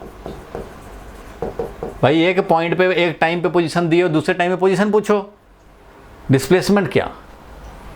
डिस्प्लेसमेंट से ही मिलेगा position, but at t equal to 0 x दिया हुआ है तो हमें निकालना है at t is equal to 1 second, ये x1 क्या होगा ये निकालना है। तो भाई इतना तो नहीं भूले होगे कि वेलोसिटी दिया हुआ हो और हमें डिस्प्लेसमेंट निकालेंगे, डिस्प्लेसमेंट निकालेंगे तभी तो हम लोग डिस्प्लेसमेंट बोल सकते हैं कि 1 सेकेंड का और 0 सेकेंड के पोजीशन में डिफरेंस। ये होगा v dt इंटीग्रेशन, और कहाँ से कहाँ तक इंटीग्रेट करेंगे भाई? तो 0 से 1 सेकेंड के लिए। क्यों भाई? क्योंकि 0 पे पता है और 1 सेकेंड पे निकालना है। 0 पे पता है और 1 सेकेंड पे निकालना है। पार्टिकल जा रहा था, 1 डायमेंशनल मोशन कर रहा था, तो t इज इक्वल टू 0 पे हमारा x is equal to 0 given है, और t is equal to t पे 1 सेकेंड पे, t is equal to 1 second पे हमें निकालना है कि x1 कितना होगा। तो भैया ये डिस्प्लेसमेंट चाहिए तुम्हें, बिना डिस्प्लेसमेंट का काम नहीं बनेगा। डिस्प्लेसमेंट कैसे निकाले भाई? तो वेलोसिटी होता है dx बाई dt, dx है dt टाइम का डिस्प्लेसमेंट, इसलिए dx मिला हमें v dt, और इसलिए डिस्प्लेसमेंट जो होता है वो पता ही है तुम्हें, इसको इंटीग्रेट करने पड़ेंगे तब जाके मिलेगा डिस्प्लेसमेंट। वही काम किया है इधर। तो यहाँ से x1 जो निकालना है, और x0 तो हमारा 0 टाइम पे 0 दिया ही हुआ है क्वेश्चन में, और यहाँ वेलोसिटी दिया है उसको हम लोग इंटीग्रेट करें, v0 plus g T plus f t square, इसी को हमें इंटीग्रेट कर देने हैं। ठीक है, इसी को इंटीग्रेट कर देने हैं 0 से लेकर के 1 सेकेंड के लिए। ठीक है भाई, बोलो हो जाएगा? अरे हो जाएगा ना। ये हो गया v0 t plus g T square by 2 और plus f T Q by 3, और लिमिट डालना है 0 से लेकर 1 तक, तो 1 डाल दो यहाँ पे। v0 plus g by 2 1 square plus f by 3 1 square, और 0 तो 0 ही हो गया। v0 plus g by 2 plus f by 3, v0 plus g by 2 plus f by 3, ये हो गया तुम्हारा आंसर। ठीक है, इस तरह से हम लोग ये काम करते थे। चलो याद आ गया तुम्हें गुजरा ज़माना। आगे बढ़ते हैं, नेक्स्ट पे चलते हैं। देखो तुम्हें क्वेश्चन जो है वो पैटर्न बदले हैं। एक तो तुम्हें MCQ पूछा जाएगा, और तुम्हें असर्शन रीजनिंग भी पूछा जाता है, असर्शन रीजनिंग, और एक केस स्टडी पे क्वेश्चन आना है। ठीक है, MCQ तो आपका जाना पहचाना है, सब लोग जानते हो, 4 चॉइस रहेगा और इसमें से एक करेक्ट होगा, करेक्ट ढूंढना होगा जो MCQ जैसे ये है। असर्शन रीजन तो उसका भी मैं एक एग्जांपल दिखा दूंगा। असर्शन और रीजनिंग ये करना होता है, डेंजरस होता है थोड़ा, जब तक पूरा क्लियर ना हो तब तक आप इसमें भर नहीं पाएंगे। और केस स्टडी होता है भाई, केस स्टडी में हमें कुछ कॉन्टेक्स्ट दिया होता है, कुछ कॉन्टेक्स्ट मतलब कुछ तुम्हें सिचुएशन दिया रहेगा, उसके बारे में थोड़ा बहुत बताया रहेगा, और ऐसे सिचुएशन में आपको 2-3 इस पे आंसर पूछा जाएगा। जैसे पैराग्राफ पे क्वेश्चन आता है ना, जैसे इंग्लिश में आता है, एक पैराग्राफ दे दिया उस पर क्वेश्चन दे दिया, वैसे ही समझो कि ये पैराग्राफ दे दिया गया, फिजिकल सिचुएशन के डिस्क्राइब करता हुआ एक पैराग्राफ दे दिया। अब ऐसा नहीं है फिजिक्स में कि ये जो क्वेश्चन 4 पूछे गए हैं वो इसमें इसके आंसर हैं, इसके आंसर इसमें हैं, ऐसा ज़रूरी नहीं है। हाँ, ये जो सिचुएशन है उस सिचुएशन पे ये आंसर है, उस सिचुएशन पे ये क्वेश्चन है। इसलिए अब मान लो यहाँ पे जी का वैल्यू नहीं दिया है और तुम्हें यहाँ जी यूज करना हो तो जी का वैल्यू तुम 10 यूज करोगे, दूसरा इन्फॉर्मेशन यूज करोगे। सारा इन्फॉर्मेशन यहाँ नहीं दिया रहता है, ये एक केस बता दिया गया कि ऐसा केस है भैया, ये कॉन्टेक्स्ट है। अब इस सिचुएशन में दिया जाएगा तो तुम्हें अपना फिजिक्स का नॉलेज भी यूज करना है इस कॉन्टेक्स्ट में रहते हुए, कि इस कॉन्टेक्स्ट में फिजिक्स का अब first law of motion use होना है तो जरूरी थोड़ी कि यहाँ फर्स्ट लॉ ऑफ मोशन यहाँ पे डिस्क्राइब्ड रहेगा, नहीं, कॉन्टेक्स्ट है यहाँ पे। ये कॉन्टेक्स्ट में अपना फिजिक्स का ब्रेन अप्लाई करना है और इनको 4 क्वेश्चन है सॉल्व करने। Case study. अब देखो सबका अपना अपना पैटर्न बना हुआ है। 35 मार्क्स के आने हैं ना भाई, कितने कितने आएंगे उससे मतलब ज़्यादा मत रखो, 5 क्वेश्चन ज़्यादा से ज़्यादा इसका आएंगे असर्शन रीजनिंग के, 1 या 2 केस स्टडी आएंगे तो 2 भी अगर आ गए तो 8 क्वेश्चन आ जाएंगे, 1 आएंगे तो 4 क्वेश्चन आएंगे, इसमें 4 बन गए ऑब्जेक्टिव। और ये MCQ तो जितना आना है आएगा। असर्शन रीजन में समझो कि 4 या 5 क्वेश्चंस इसमें आएंगे और 4 अगर 1 आया ये केस स्टडी तो 4, 2 आएगा तो 8 क्वेश्चन इधर हो जाएंगे, बाकी MCQ बैलेंस करेगा। इस तरह के तुम्हारे पैटर्न बन चुके हैं 11th में भी 12th में भी। और टर्म 1 तुम्हारा नवंबर में होना है जिसमें सिर्फ बुक 1 आना है, तो अभी हम लोग उसी को टारगेट कर रहे हैं। पहले ज़माने में होता था कि भाई पूरा 11th का सिलेबस फाइनल एग्ज़ाम में आता था, पूरा 12th का सिलेबस फाइनल एग्ज़ाम में आता था मार्च में। लेकिन अभी क्या हो गया, उसका 2 पार्ट हो गए। अब 2 पार्ट हो गए तो तुम भाई खाली बुक 1 का टेंशन लो नवंबर के बोर्ड एग्ज़ाम में या स्कूल के एग्ज़ाम में, उसका बुक 2 का टेंशन लो, इसको भूल जाओ। और फिर जो सेकंड टर्म होगा तो उसमें सिर्फ बुक 2 पूछे जाएंगे, बुक 1 नहीं पूछे जाएंगे, इसको भूल गए। बस 5 मंथ पढ़ो एग्ज़ाम दो, भूल जाओ, 5 मंथ पढ़ो एग्ज़ाम दो, भूल जाओ। कितना सिंपल हो गया, चैप्टर को और कम कर दिया। चलो कोई बात नहीं है। अब ये देखो ऑब्जेक्टिव है, मान लो ऐसे ही किसी का क्वेश्चन पेपर ऐसे ही समझो कि उसी में से कुछ हमने सिलेक्ट कर लिया, डिस्कस कर रहा हूं ताकि आपका थोड़ा सा पहले का भी रिकॉल होता रहे। If unit vector is represented by 0.5 I cap, एक यूनिट वेक्टर है, जल्दी जल्दी देखोगे, 0.5 आई कैप प्लस 0.8 जे कैप, शायद ये पहले कराए भी हों ऐसा क्वेश्चन, ऐसा है। Then the find value of c का वैल्यू निकालना है। भैया जब ये बोल दिया कि ये यूनिट वेक्टर है, इसका मतलब इसका वैल्यू तो कम से कम 1 है, अब सी निकालना है। कैसे निकालेंगे सी? तो ये पता है तुम्हें कि इसका वैल्यू जरूर 1 होना है, और इसका वैल्यू क्या होगा भाई, तो 0.5 आई के कोफिशिएंट का स्क्वायर, जे के कोफिशिएंट का स्क्वायर और के कोफिशिएंट का स्क्वायर, बस ये 1 हो गया, स्क्वायर करो, ये 1 है। और ये 0.25 हो गया, ये स्क्वायर किया तो ये 0.64 हो गया भाई, ये तो हो गया, ऐसा ही होगा। और प्लस सी स्क्वायर, इसलिए सी स्क्वायर का वैल्यू हो गया ये जितना भी है 0.25 और कितना हो गया, ये जो भी वैल्यू आएगा उससे सी का वैल्यू निकाल लेंगे। 1 माइनस 0.5 और 0.64 ये करके सी का वैल्यू निकाल लेंगे, निकल जाएगा, काम हो जाएगा, खत्म। ठीक है, हो जाएगा ना भाई, बोलते चलो,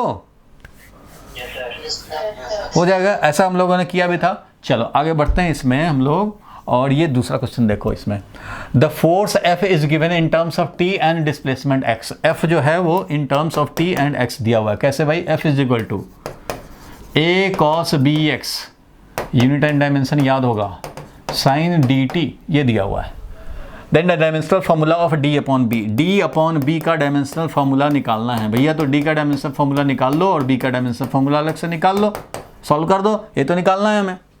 अच्छा तो यहाँ देखो ये फोर्स है भाई, फोर्स है और इसमें 2 टर्म दिख रहे हैं, इसका मतलब ये भी फोर्स है डायमेंशनली और ये भी फोर्स है डायमेंशनली, ये तो पक्का है। क्यों भाई, सारे टर्म का dimension formula must be same, याद होगा। और टर्म सेपरेट होता है किससे, प्लस से या माइनस से या इक्वल टू से। तो ये फोर्स, तो ये भी फोर्स, ये भी फोर्स, डायमेंशनली सब फोर्स ही है। डी और बी का चाहिए हमें, तो ये पता है तुम्हें कि कॉस का जो आर्गूमेंट है वो एंगल होगा। कॉस का जो आर्गूमेंट होता है वो क्या होता है, एंगल, यानी कि ये बी एक्स क्या है, एंगल है। और एंगल का डायमेंशन फॉर्मूला क्या होता है भाई, तो डायमेंशनलेस होता है। एंगल क्या होता है, डायमेंशनलेस। यूनिट तो होता है रेडियन बट डायमेंशनलेस होता है। सो बी का dimension formula into x, x है डिस्प्लेसमेंट मतलब ये एल है, this is dimensionless. So b is, इधर लेके जाएंगे तो एल माइनस 1 हो जाएगा। तो बी का डायमेंशन फॉर्मूला एल माइनस 1 है, होना भी चाहिए। इतना सॉल्व करके जो दिखाया गया ये सब बिगिनिंग में ठीक लगता है, अभी तो आपको ऑब्जेक्टिव जब सॉल्व करना है पता है तुम्हें कि ये एंगल है भैया डायमेंशनलेस है, तो ये अगर लेंथ वाला है तो ये वाला लेंथ पे -1 होना चाहिए, तभी तो कैंसिल होकर डायमेंशनलेस बनेगा। ये 1/L वाला होना चाहिए क्योंकि ये L है तो ये L का पावर -1 यानी 1/L हो जाए तभी तो होगा, तो 1/L सीधा समझ जाएंगे। तो B तो भाई 1/L वाला है, इट मीन्स B जो है हमारा L-1 है। अच्छा, इसमें अब देखो अब D चाहिए, D ही चाहिए, तो बाकी फोर्स उसकी ज़रूरत ही नहीं है, सीधा ये है कि dt भी हमारा डायमेंशनलेस है। तो भैया जब dt डायमेंशनलेस है तो ये वाला होगा टाइम, तो ये वाला होगा टाइम का पावर -1, इसका मतलब d होना है टाइम का पावर -1। अच्छा भाई, तो ये क्या हो जाएगा भाई, तो ये L ऊपर जाएगा, Lt-1 ये हो जाएगा डायमेंशनल फार्मूला ऑफ d/b। तो इस तरह से निकाल लेंगे, यही तो हमें निकालना था। अभी तुम्हें अगर A का डायमेंशनल फार्मूला, अगर यहाँ A यूज हो जाता ना तो A का भी निकालना पड़ता, तो A का निकालने में क्या होता, कोई परेशानी नहीं, क्योंकि ये तो पूरा डायमेंशनलेस होना है। तुमने B का निकाल लिया, कोई बात नहीं, ये तो एंगल है ना, और कॉस कुछ एंगल जो भी होता है एक रियल नंबर होता है, पता ही है तुम्हें। अरे कॉस कुछ भी लोगे, cos 60 लो, cos 90 लो, जो भी लोगे वो -1 से 1 के बीच का रियल नंबर होता है, और रियल नंबर डायमेंशनलेस होता है। अब 2 है या हाफ है मान लो, तो हाफ डायमेंशनलेस होता है ना, ऐसा थोड़ी कि हाफ मीटर हो जाएगा और हाफ सेकंड हो जाएगा, ये डायमेंशनलेस है। इसलिए ये जो पूरा टर्म है वो A का डायमेंशनल फार्मूला इंटू डायमेंशनलेस है, A का डायमेंशनल फार्मूला इंटू डायमेंशनलेस, और ये होना चाहिए फोर्स। इसका मतलब फोर्स A हमारा वो फोर्स वाला ही है, इसका मतलब A का डायमेंशनल फार्मूला mLt-2 जो फोर्स का होता है वही होगा। ये डायमेंशनलेस है तो ये फोर्स वाला ही होगा, ये डायमेंशनलेस है तो ये वाला फोर्स वाला ही होगा, सो C भी वही होगा। इसलिए यहाँ पे अगर ये पूछ देता C वाला भी, मान लो पूछ देता कि मान लो पूछ देता dc/b, तो क्या करते, तो भाई D का निकाले हो T-1, B का निकाले हो L-1 और C का निकाले हो mLt-2। तो इस हिसाब से अब आप काम करेंगे। इसमें कोई स्क्वायर भी दिया जा सकता था कि स्क्वायर दे दिया, C स्क्वायर दे दिया, तो भाई इसको स्क्वायर भी करना पड़ेगा और तब इसको सॉल्व करना पड़ेगा। बोलो भाई, क्लियर हुआ? Yes sir. एंगल होता है डायमेंशनलेस, इस बात को ध्यान रखना है, इसलिए इसको डायमेंशनलेस किया। अब ये फोर्स है, इसमें दो टर्म हैं, उसका ध्यान रखना है। यहाँ 2 टर्म आ गए भाई, तो इसको भी फोर्स बनने हैं और इसको भी फोर्स बनने, जिसमें से ये तो डायमेंशनलेस है तो C ही फोर्स वाला डायमेंशन रखेगा, ये डायमेंशन है तो भी A ही फोर्स वाला डायमेंशन रखेगा, इसलिए C और A दोनों ही हमारा फोर्स वाले होंगे। अब जो निकालना होगा निकाल लेंगे। अच्छी बात है, समझ गए सारे लोग? Yes sir. चलो आगे बढ़ते हैं हम लोग भाई।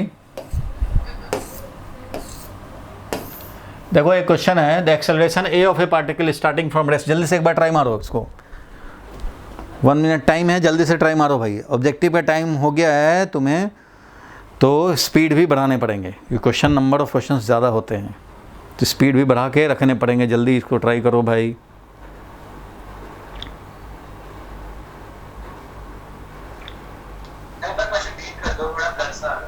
क्या हो रहा है?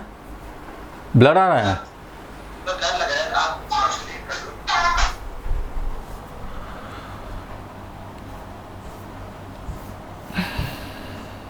और थोड़ा बड़ा भी कर दिया हमने। और चलो देखो, the acceleration A of a particle starting from rest varies with time according to the relation. A acceleration है वो वेरी कर रहा है अल्फा t प्लस बीटा के अकॉर्डिंगली। ये दिया हुआ है variation A is equal to alpha t plus beta, acceleration as a function of time. The velocity of particle after time t will be, velocity after time t क्या होगा, velocity after time t क्या होगा। और ये starting from rest दिया हुआ है, starting from rest मतलब 0 टाइम पे वेलोसिटी 0 था, इनिशियल वेलोसिटी 0 था, means at t is equal to 0 velocity was 0। तो t टाइम पे वेलोसिटी क्या होगा, तो भाई एक्सेलरेशन है तो इसी में तो dv/dt है। देखो तुम्हें चाहिए चेंज इन वेलोसिटी, एक वेलोसिटी पता है, दूसरा वेलोसिटी चाहिए, चेंज इन वेलोसिटी तो एक्सेलरेशन को इंटीग्रेट करके आएगा। क्यों भाई, एक्सेलरेशन होता है dv/dt, सबको मालूम है भाई, तो dv हो जाएगा a dt, इंटीग्रेट करोगे तभी तुम्हें नेट चेंज इन वेलोसिटी मिलेगा। इसलिए नेक्स्ट स्टेप में क्या करेंगे हम लोग, इसको इंटीग्रेट कर देंगे। कहां से कहां करना चाहेंगे भाई, अरे 0 का इंफॉर्मेशन दिया है, t टाइम पे पूछ रहा है तो 0 से t करो, 0 से t करेंगे तो 0 सेकंड वाला स्पीड और ये t टाइम वाला स्पीड मिल जाएगा हमें। vt minus v not is equal to a दिया हुआ है अल्फा t प्लस बीटा, तो बस इसी को तुम्हें इंटीग्रेट कर देना होगा 0 से लेकर t के लिए, बस ये काम करना है।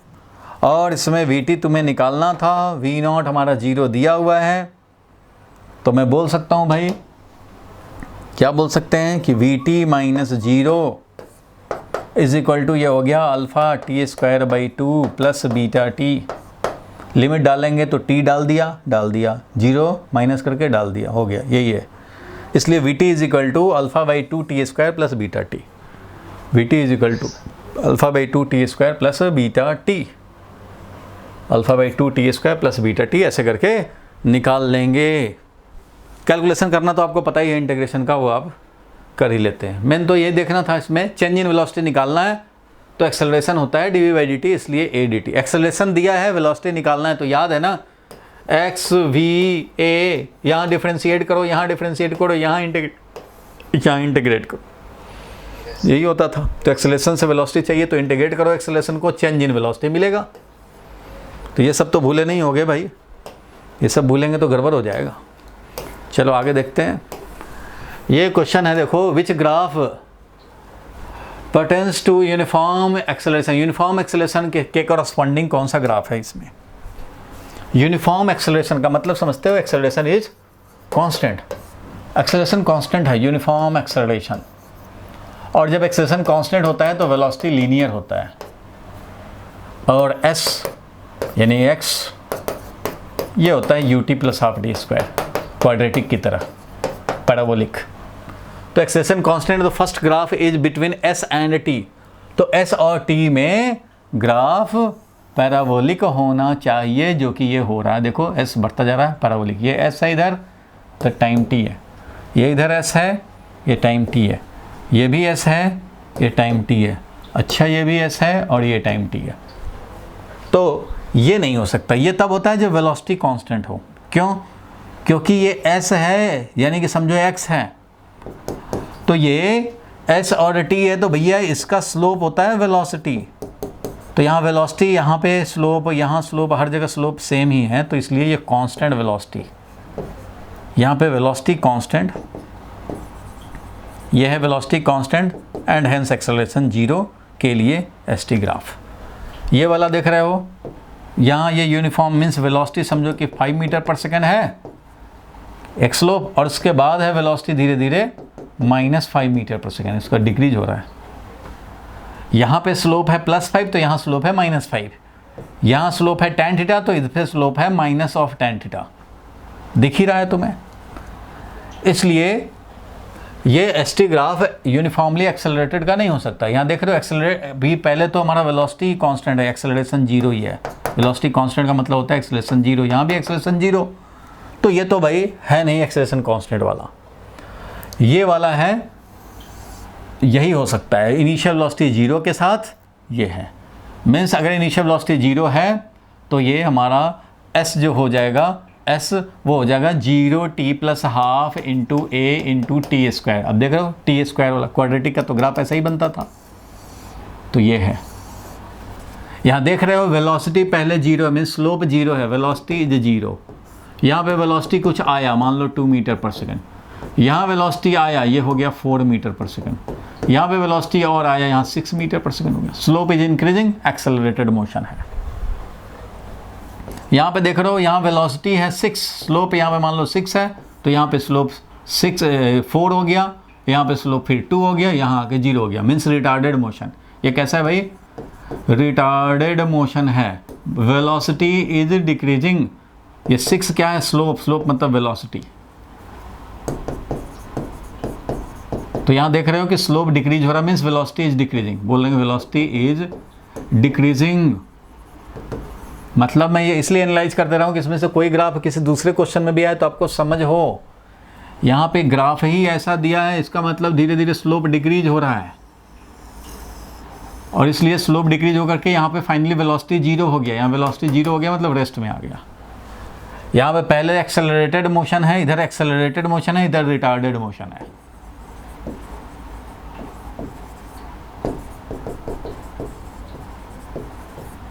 ये है कांस्टेंट वेलोसिटी, यूनिफॉर्म मोशन, इसको बोलते हैं यूनिफॉर्म मोशन। जिसमें कांस्टेंट वेलोसिटी हो बोलते हैं उसको यूनिफॉर्म मोशन। यूनिफॉर्म मोशन का मतलब होता है वेलोसिटी शुड बी कांस्टेंट। ध्यान देना, दो तरह का हम लोग मोशन जनरली कांस्टेंट के टर्म में बोलते हैं। एक बोलते हैं यूनिफॉर्म मोशन, वेलोसिटी कांस्टेंट, और एक बोलते हैं यूनिफॉर्मली एक्सेलरेटेड मोशन।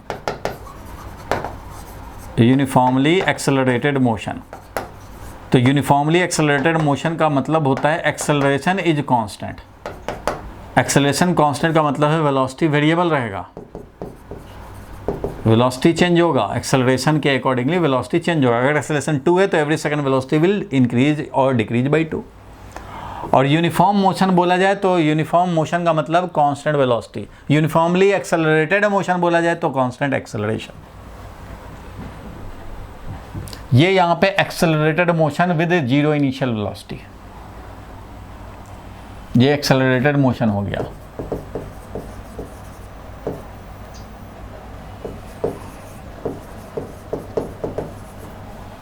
बोलो ठीक है। Accelerated motion, retarded motion, constant velocity motion, न एक्सेलरेशन न रिटार्डेशन, कांस्टेंट वेलोसिटी है, स्लोप कांस्टेंट है, और ये है एक्सेलरेशन और रिटार्डेशन एक साथ।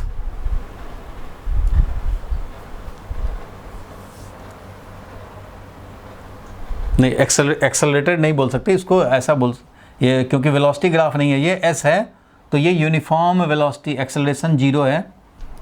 थोड़ा सा यहाँ पे मॉडिफिकेशन करना, ये वेलोसिटी टाइम ग्राफ होता तो एक्सेलरेटेड और रिटार्डेड समझते। वेलोसिटी यहाँ डिक्रीज या इंक्रीज नहीं हो रहा, यहाँ एस है और टी है। यहाँ पे देख रहे हो स्लोप इज कांस्टेंट, मतलब ये पॉजिटिव वेलोसिटी है, यूनिफॉर्म वेलोसिटी। फिर धीरे धीरे क्या हुआ भाई, तो फिर एस हमारा वापस आने लगा, मीन्स वेलोसिटी निगेटिव हो गया। सो इसको हम लोग वेलोसिटी पॉजिटिव, वेलोसिटी निगेटिव ऐसा समझेंगे। अगर यही ग्राफ वीटी ग्राफ होता, ध्यान देना, ये एक्सटी ग्राफ है, अगर ये वीटी ग्राफ होता ऐसे,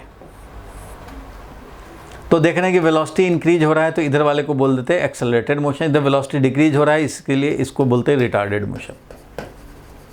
मैंने वेलोसिटी समझ करके लिख दिया था, तो भाई ये वेलोसिटी नहीं, सब में तो एसटी ग्राफ है, और ये वाला क्या हो गया, एक्सेलरेटेड। अगर एक्सेलरेटेड मोशन के लिए वेलोसिटी वाला ग्राफ हो तो ये इस तरह से स्ट्रेट लाइन होगा, लेकिन एक्सेलरेटेड मोशन के लिए अगर हमारा ये एसटी ग्राफ होगा तो वो होगा पैराबोलिक, ऐसे इस तरह का मिलेगा। एक्सेलरेटेड मोशन के लिए ध्यान दो, एक्सेलरेटेड मोशन के लिए वेलोसिटी तो लीनियरली इंक्रीज होगा, देख रहे हो ना, लीनियर इंक्रीमेंट वेलोसिटी टाइम के साथ, लीनियर इंक्रीमेंट, स्ट्रेट लाइन में इंक्रीमेंट, पावर 1 है, लेकिन ये क्वाड्रेटिक, इसलिए इसके कोरस्पॉन्डिंग एक्सटी ग्राफ या एसटी ग्राफ ऐसे होगा, quadratic, s is equal to half AT square, ऐसे। ये लीनियर एक्सेलरेटेड मोशन है, acceleration is equal to constant. ठीक है, कुछ समझ में आया भाई?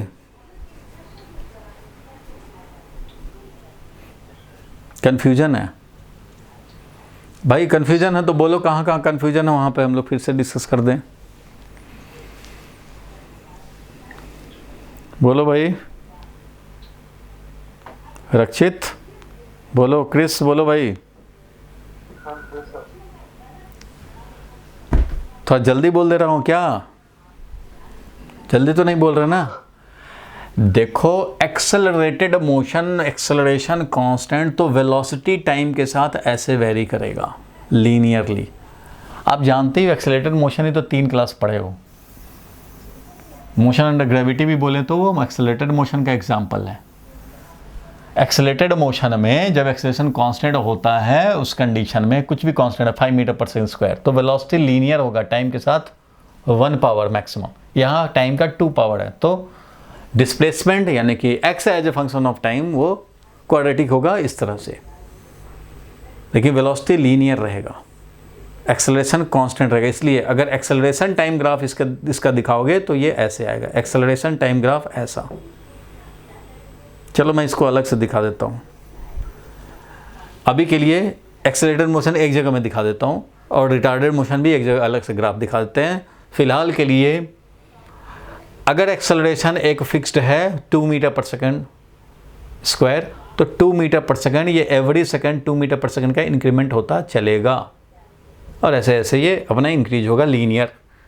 ये रिटार्डेड है क्योंकि यहाँ पे एसटी ग्राफ है और एसटी ग्राफ का स्लोप होता है वेलोसिटी, तो ज़्यादा स्लोप ज़्यादा वेलोसिटी, कम स्लोप कम वेलोसिटी, और कम स्लोप और कम velocity, zero slope zero velocity, तो वेलोसिटी ज़्यादा से कम हो रहा है रिटार्डेड मोशन। वेलोसिटी कांस्टेंट है तो यहाँ पे एक्सेलरेशन जीरो है। वेलोसिटी कांस्टेंट, स्लोप कांस्टेंट मतलब वेलोसिटी कांस्टेंट। एसटी ग्राफ है, ये ध्यान रखना, एसटी ग्राफ मतलब स्लोप वेलोसिटी। तो भाई एसटी ग्राफ है, स्लोप है वेलोसिटी, तो यहाँ पे देख रहे हो स्लोप एवरीवेयर सेम है, इसलिए स्लोप हमारा यहाँ फिक्स्ड है 5 मीटर पर सेकंड, तो एक्सेलरेशन जीरो। यहाँ पे स्लोप फिक्स है भाई, ये वाला में स्लोप फिक्स्ड है, इस वाले में भी, तो वो है मान लो -5 या 4 है तो इधर -4 है, और इस तरह से वेलोसिटी निगेटिव है, अगेन एक्सेलरेशन जीरो है। यहाँ वेलोसिटी कांस्टेंट है इसलिए एक्सेलरेशन जीरो है, क्योंकि स्लोप एवरीवेयर कांस्टेंट है। यहाँ पे स्लोप डिक्रीज कर रहा है, velocity is decreasing, retarded motion. यहाँ पे स्लोप इंक्रीज कर रहा है, एक्सेलरेटेड मोशन है। और एक्सटी ग्राफ में या एसटी ग्राफ में ऐसे ही पैराबोलिक होता है। चलो ये समझ गए आप। यूनिफॉर्मली एक्सेलरेटेड मोशन बोला जाए तो एक्सेलरेशन इज कांस्टेंट, और यूनिफॉर्म मोशन बोला जाए तो वेलोसिटी इज कांस्टेंट। चलो आगे बढ़ते हैं हम लोग। इसको हटा रहा हूँ मैं, अब तुम्हें दिखा रहा हूँ एक्सेलरेटेड मोशन का ग्राफ।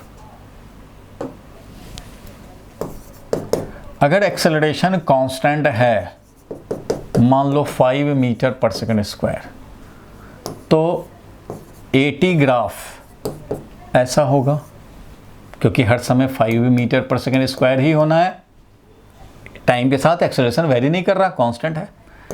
इसके कॉरस्पॉन्डिंग जो वीटी ग्राफ होगा, क्योंकि एक्सेलरेशन 5 है इसलिए every second velocity will increase by 5, every second velocity increase होता जाएगा 5 का, तो वीटी ग्राफ ऐसा होगा, v is equal to u plus AT, यानी कि अगर इनिशियल वेलोसिटी 0 है तो 0 प्लस 5t, ये इसका ग्राफ है, v is equal to 5t का ग्राफ।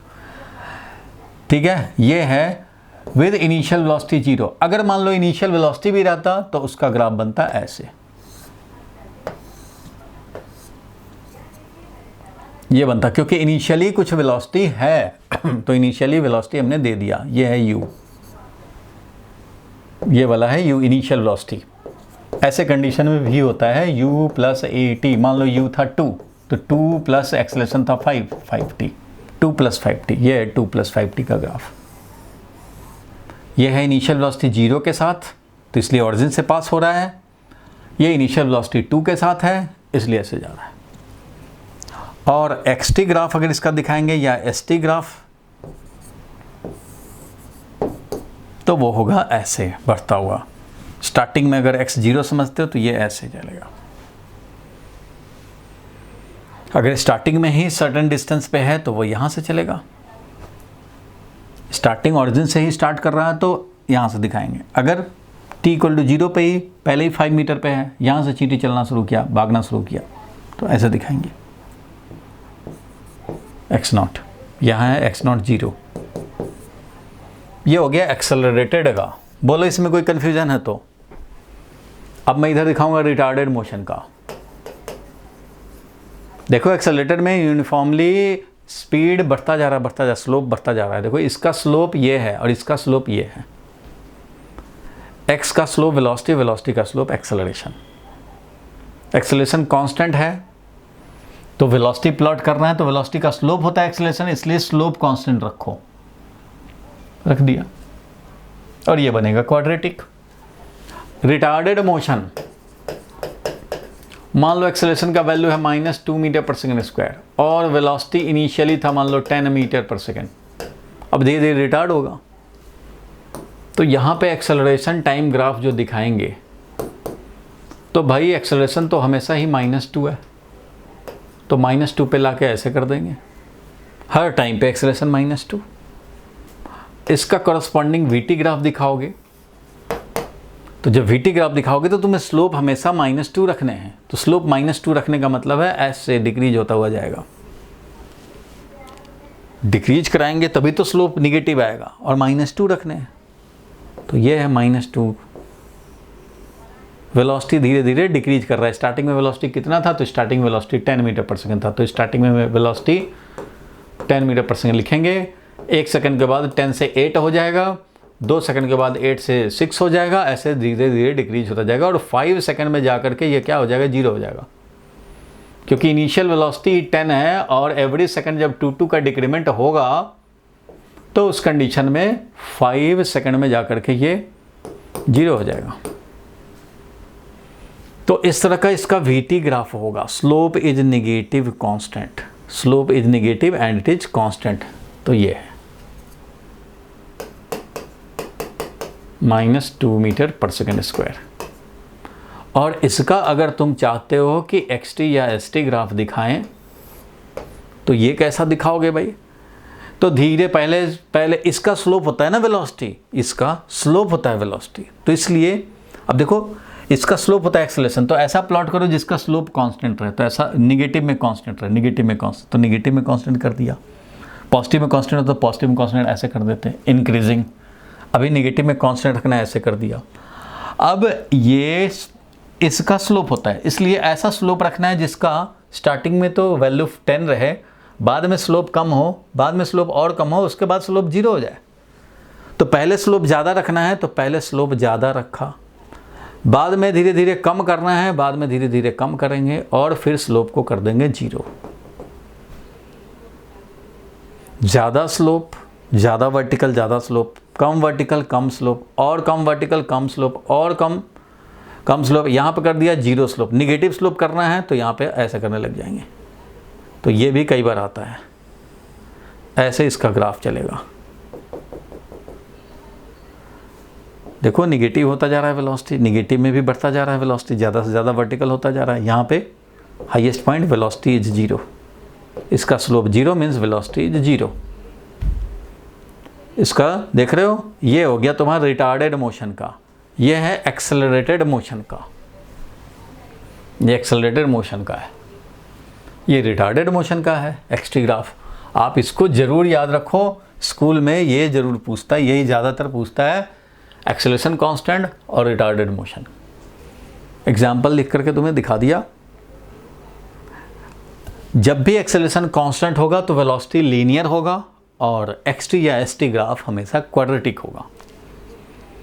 अब तुम देखना वेलोसिटी को इंक्रीज कराना है कि डिक्रीज कराना है। वेलोसिटी इंक्रीज कराना है तो ये इस तरह से स्लोप बढ़ाते जाओ, वेलोसिटी डिक्रीज कराना है स्लोप को कम करते जाओ, पहले ही ज़्यादा स्लोप रखो फिर धीरे धीरे कम कर दो। बोलो क्लियर हुआ ये? Yes sir. Yes. Yes sir. ऐसा क्वेश्चन खूब प्रैक्टिस करना पड़ेगा, धीरे धीरे होगा प्रैक्टिस, धीरे धीरे ऑब्जेक्टिव आपको और देंगे और भी डिस्कस होंगे। चलो इसको हम लोग मिटा रहे हैं, आगे बढ़ते हैं। देखो जो दिया था होमवर्क उसमें कुछ क्वेश्चंस हैं, 99 नंबर क्वेश्चन एक डाउट था, तो जल्दी से इसको किया जाए भाई। कुछ क्वेश्चन तो आज देखेंगे ही, कम से कम दिख नहीं रहा होगा लगता है। 99 नंबर क्वेश्चन देखो, दिख रहा है या नहीं? दिख रहा है? दिख रहा है, अच्छा चलो ठीक है भाई, दिख रहा है तो अच्छी बात है। आगे यहाँ देखते हैं, if A plus b plus c, देखो भाई ये बोल्ड लिखा रहता है मतलब एरो, कुछ बुक में बोल्ड का मतलब वेक्टर, और बोल्ड नहीं है तो वेक्टर नहीं है, तो ये बोल्ड का मतलब एरो है समझो। A plus b plus c is 0, A plus b plus c is 0, loose sense में ऐसे 0, ये बोल्ड 0 लिखा हुआ है समझो। तो ये लिखा हुआ है 99 नंबर क्वेश्चन हम लोग डिस्कस कर रहे हैं, बहुत सारे बच्चों ने ये डाउट भेजा है। A plus b plus c is equal to कह रहा है 0, then A cross B, then A cross B वो क्या होगा? A क्रॉस B क्या होगा? B क्रॉस C या A क्रॉस C या C क्रॉस B या नॉन ऑफ दीज, ऐसे है। तो A क्रॉस B क्या होगा? जबकि B cross C, B cross C, C cross A cross C इस तरह से ऑप्शन में दिए गए हैं। कैसे निकालें A क्रॉस B? तो A क्रॉस B निकालने हैं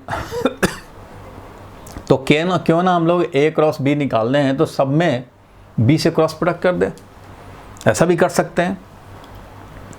A क्रॉस B निकालने, A तो दिख रहा है ना यहाँ पे दिख रहा है, तो अगर पूरे को मैं A क्रॉस B कर दूँ, मान लो इससे मैं लिख रहा हूँ A plus b plus c equal to 0 है, तो मैं इस पूरे लेफ्ट हैंड साइड को क्रॉस B कर दिया, तो राइट हैंड साइड को भी क्रॉस B करूँगा। दोनों साइड हमने जो भी वेक्टर है, कोई वेक्टर है, 0 वेक्टर है, A प्लस बी प्लस सी एक वेक्टर ही तो है, इसको हमने क्रॉस प्रोडक्ट कराया B से, तो इधर राइट हैंड साइड वाले को भी क्रॉस प्रोडक्ट करा दिया B से, तो कोई फर्क नहीं पड़ता। Taking cross product both side with B। ये क्यों कराया? क्योंकि मुझे दिख रहा है कि यहाँ A क्रॉस B निकालने हैं। लॉजिक सोचो, हमें A क्रॉस B निकालने हैं, कैसे निकालें? A तो यहाँ दिख रहा है, तो अगर पूरे में मैं A क्रॉस B कर दूँ, पूरे में मैं B क्रॉस कर दूँ, तो कम से कम हमें A क्रॉस B तो मिलेगा।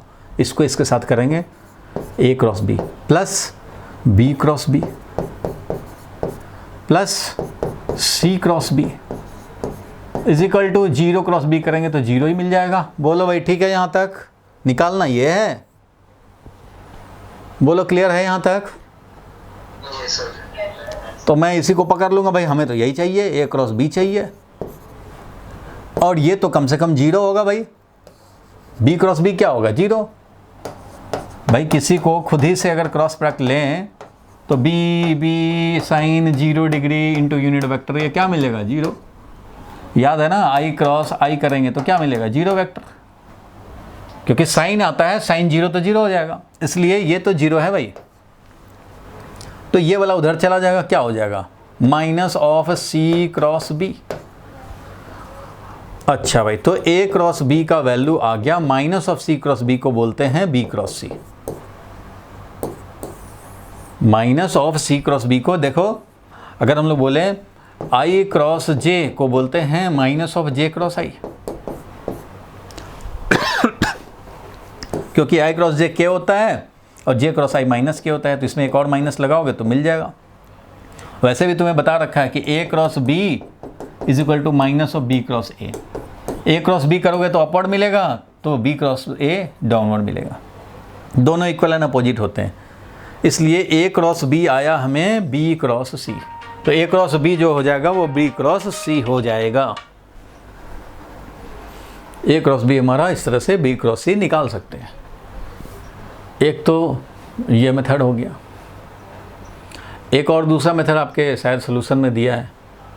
ये समझ तो गए? मेरा तो दिमाग यही कहा भाई कि A क्रॉस B चाहिए तुम्हें, तो A तो यहाँ दिख ही रहा है, इसको क्रॉस प्रोडक्ट कर लेते, बाकियों के साथ जो होना होगा हो जाएगा।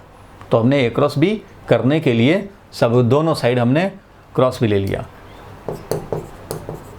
Taking cross product both side, taking cross product, ये जो ऊपर से ऐसे लिख देते हैं, समझ में दिखाई देता है? हाँ भाई, लिखे हुए पे लिखा हुआ दिखाई देता है? Yes. Yes, sir. ठीक है, तो इस तरह से ये निकाल सकते हैं। हालांकि ये मैथमेटिकल क्वेश्चन ज़्यादा हो गया, फिजिक्स में इसका कुछ खास इंपॉर्टेंस नहीं है। फिजिक्स में इसका कुछ खास इस तरह का क्वेश्चन फिजिक्स में जनरली नहीं आता, ये मैथमेटिकल क्वेश्चन है ये वाला, तो कोई बात नहीं है। क्रॉस प्रोडक्ट निकालना था, हमने कर दिया। कुछ तो भाई प्रैक्टिस करने के बाद ही आता है। तो चलो आगे बढ़ते हैं हम लोग। और देखो 100 नंबर देखो, consider a force F, another vector perpendicular to F is, दूसरा वेक्टर जो परपेंडिकुलर टू दिस हो जाए वो क्या होगा?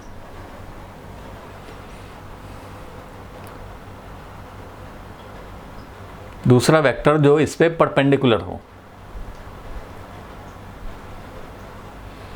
तो भाई चेक करना होगा कि परपेंडिकुलर है तो डॉट प्रोडक्ट 0 होना चाहिए।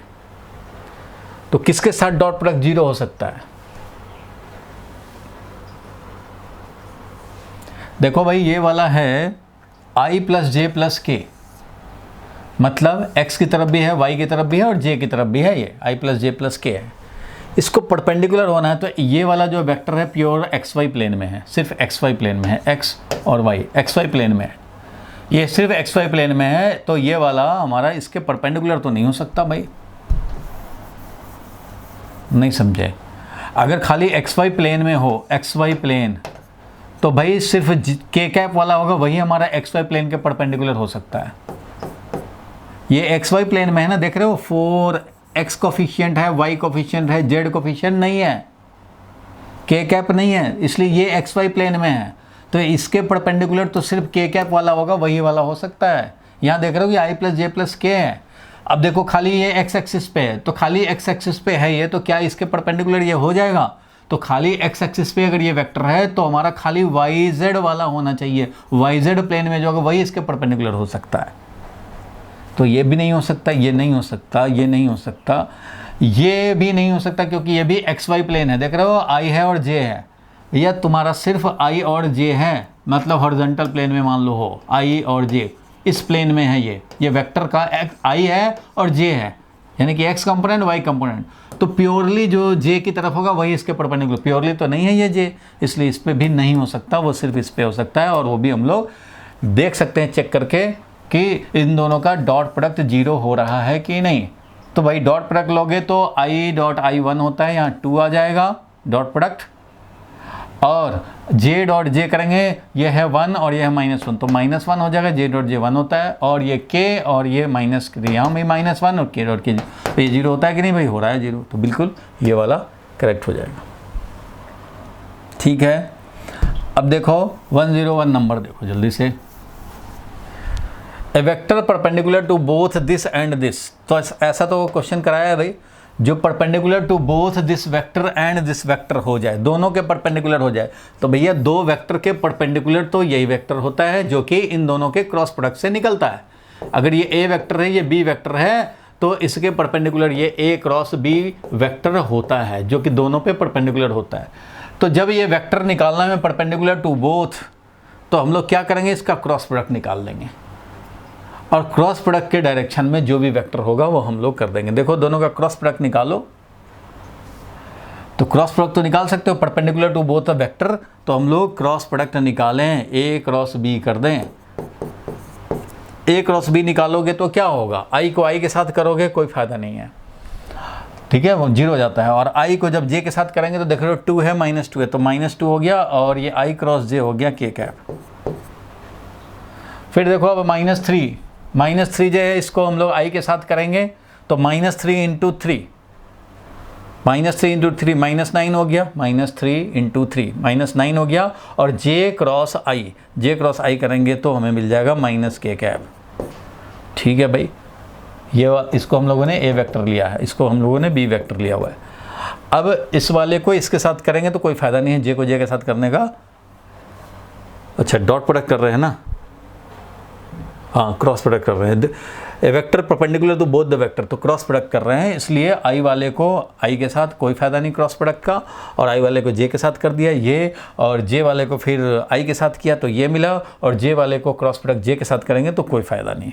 तो this should be equal to, ये क्रॉस प्रोडक्ट हो गया, तो यही दोनों जो है हमारा क्रॉस प्रोडक्ट जो लिया वो दोनों वेक्टर के परपेंडिकुलर, तो ये हो गया -2 के कैप और +9 के कैप, यानी कि क्या हो जाएगा भाई? तो +7 के कैप। 7 के कैप वेक्टर जो है वो दोनों के परपेंडिकुलर है। और जरा देखो यहाँ तो हम लोगों ने 2 मेथड से मैं इसको बता सकता हूँ आपको अभी। मेथड 1 क्रॉस प्रोडक्ट निकाला which is perpendicular to both a and B.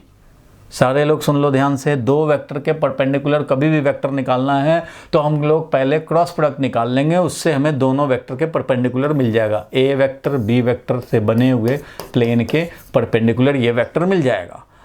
और एक वेक्टर जब मिल गया, यहाँ देख रहे हो 7 के कैप मिला, तो 7 के कैप हो या इसमें कुछ कोफिशिएंट से मल्टीप्लाई कर दें, बात एक ही होगा। 7 के कैप जिधर है उधर ही 6 के कैप है, इसलिए ये इसके परपेंडिकुलर हो जाएगा। अरे 7 के अगर इसके परपेंडिकुलर है, 7 के अगर परपेंडिकुलर, तो क्या 6 के परपेंडिकुलर नहीं होगा? होगा। और मान लो 10 के लिख देंगे तो क्या वो परपेंडिकुलर नहीं होगा? वो भी होगा। एक तो ये मेथड हो गया। दूसरा कॉमन सेंस मेथड, यहाँ पे कॉमन सेंस मेथड भी काम कर जाएगा। देख रहे हैं कि ये जो वेक्टर है वो आई और जे वाला है, मतलब एक्स वाई प्लेन में है। सिर्फ x coordinate y coordinate x y plane में। ये वाला भी देख रहे हो सिर्फ आई और जे है, मतलब ये भी एक्स वाई प्लेन में। तो ये दोनों वेक्टर जो है ना वो एक्स वाई प्लेन में है। तो ऑब्वियसली जेड एक्सिस जो होगा, जो कि एक्स वाई प्लेन के परपेंडिकुलर है, इसी पे परपेंडिकुलर होगा इन दोनों के। दोनों पे परपेंडिकुलर चाहिए और दोनों वेक्टर हमारा एक्स वाई प्लेन में ही है। दोनों जब एक्स वाई प्लेन में मतलब दोनों हॉरिजॉन्टल प्लेन में है, समझे।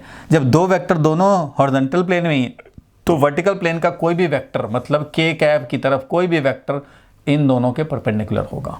तो के कैप वाला ओरिजिनल ओनली के कैप वाला यही एक वेक्टर है। तो सीधा बोल देंगे, कैलकुलेट भी नहीं करने पड़ेंगे भैया। दोनों तो तुम एक्स वाई प्लेन में हो, x axis, y axis and मान लो ये जेड एक्सिस। तो भाई आई क्रॉस जे के होता है। तो दोनों वेक्टर तो हमारा इसी प्लेन में है, दोनों वेक्टर हॉरिजॉन्टल प्लेन में हैं। अब जब दो वेक्टर हॉरिजॉन्टल प्लेन में होंगे तो वर्टिकल प्लेन में हमारा जो भी वेक्टर मिल जाए, कोई भी वेक्टर इधर मिल जाए, इधर मिल जाए, इधर मिल जाए, -8 के कैप मिल जाए, कुछ भी मिल जाए जो कि के कैप के डायरेक्शन में हो, के कैप या माइनस के कैप के डायरेक्शन में हो, तो वो इन दोनों के परपेंडिकुलर होगा कॉमन सेंस से। और इसमें हो सकता था, ये तो तुम्हारा कॉमन सेंस इसलिए काम कर गया क्योंकि ये भी आई जे में है और ये भी आई जे में है, तो हमने के वाला पकड़ लिया। लेकिन अगर ये आई जे के साथ यहाँ के भी होता तो फिर कॉमन सेंस वाला काम नहीं करता, फिर तुम्हारा यही वाला मेथड काम करता कि क्रॉस प्रोडक्ट निकालो, perpendicular to both the vector पाओ। और जब एक बार मिल गया तो इसमें कुछ भी मल्टीप्लाई डिवाइड करने से ये वेक्टर नहीं चेंज हो जाएगा, कोई स्केलर से मल्टीप्लाई डिवाइड कर देने से चेंज नहीं होता। अगर ये सी वेक्टर है, मान लो है ये 2i + 2j, तो भाई कोई अगर बोलेगा कि 2c वेक्टर, तो 2c वेक्टर भी तो वही प्रॉपर्टी रखेगा, उसी डायरेक्शन में रहेगा, डबल वैल्यू का हो गया बस। 2c का मतलब क्या हो गया, उससे डबल वैल्यू का हो गया, 4i + 4j हो जाएगा। तो वेक्टर में स्केलर से मल्टीप्लाई करने से उसका डायरेक्शन सेम रहेगा या अपोजिट रहेगा, यही होता है। अगर हम लोगों ने किसी वेक्टर में स्केलर से मल्टीप्लाई किया तो वो वही डायरेक्शन रहता है या उसके जस्ट अपोजिट हो जाता है। तो इसलिए परपेंडिकुलर है तो परपेंडिकुलर रह जाएगा, ये ले चाहे ये लें, परपेंडिकुलर हमें चाहिए था वो मिल जाएगा। तो ऑप्शन में देखेंगे कि जो हमने क्रॉस प्रोडक्ट निकाला है उसमें कुछ मल्टीप्लाई करने से अगर आ जाता है तो वो वेक्टर सेलेक्ट कर लेंगे। धीरे धीरे दिमाग खुलेगा, जब खूब क्वेश्चन प्रैक्टिस होंगे तो धीरे धीरे दिमाग खुलता जाएगा। बोलो भाई, क्लियर है यहाँ तक? Yes sir. आगे बढ़ते हैं, आगे बढ़ते हैं, आगे बढ़ते हैं। एक क्वेश्चन और देख लेते हैं आज का। क्या एक क्वेश्चन देखें तो हैंग कर गया।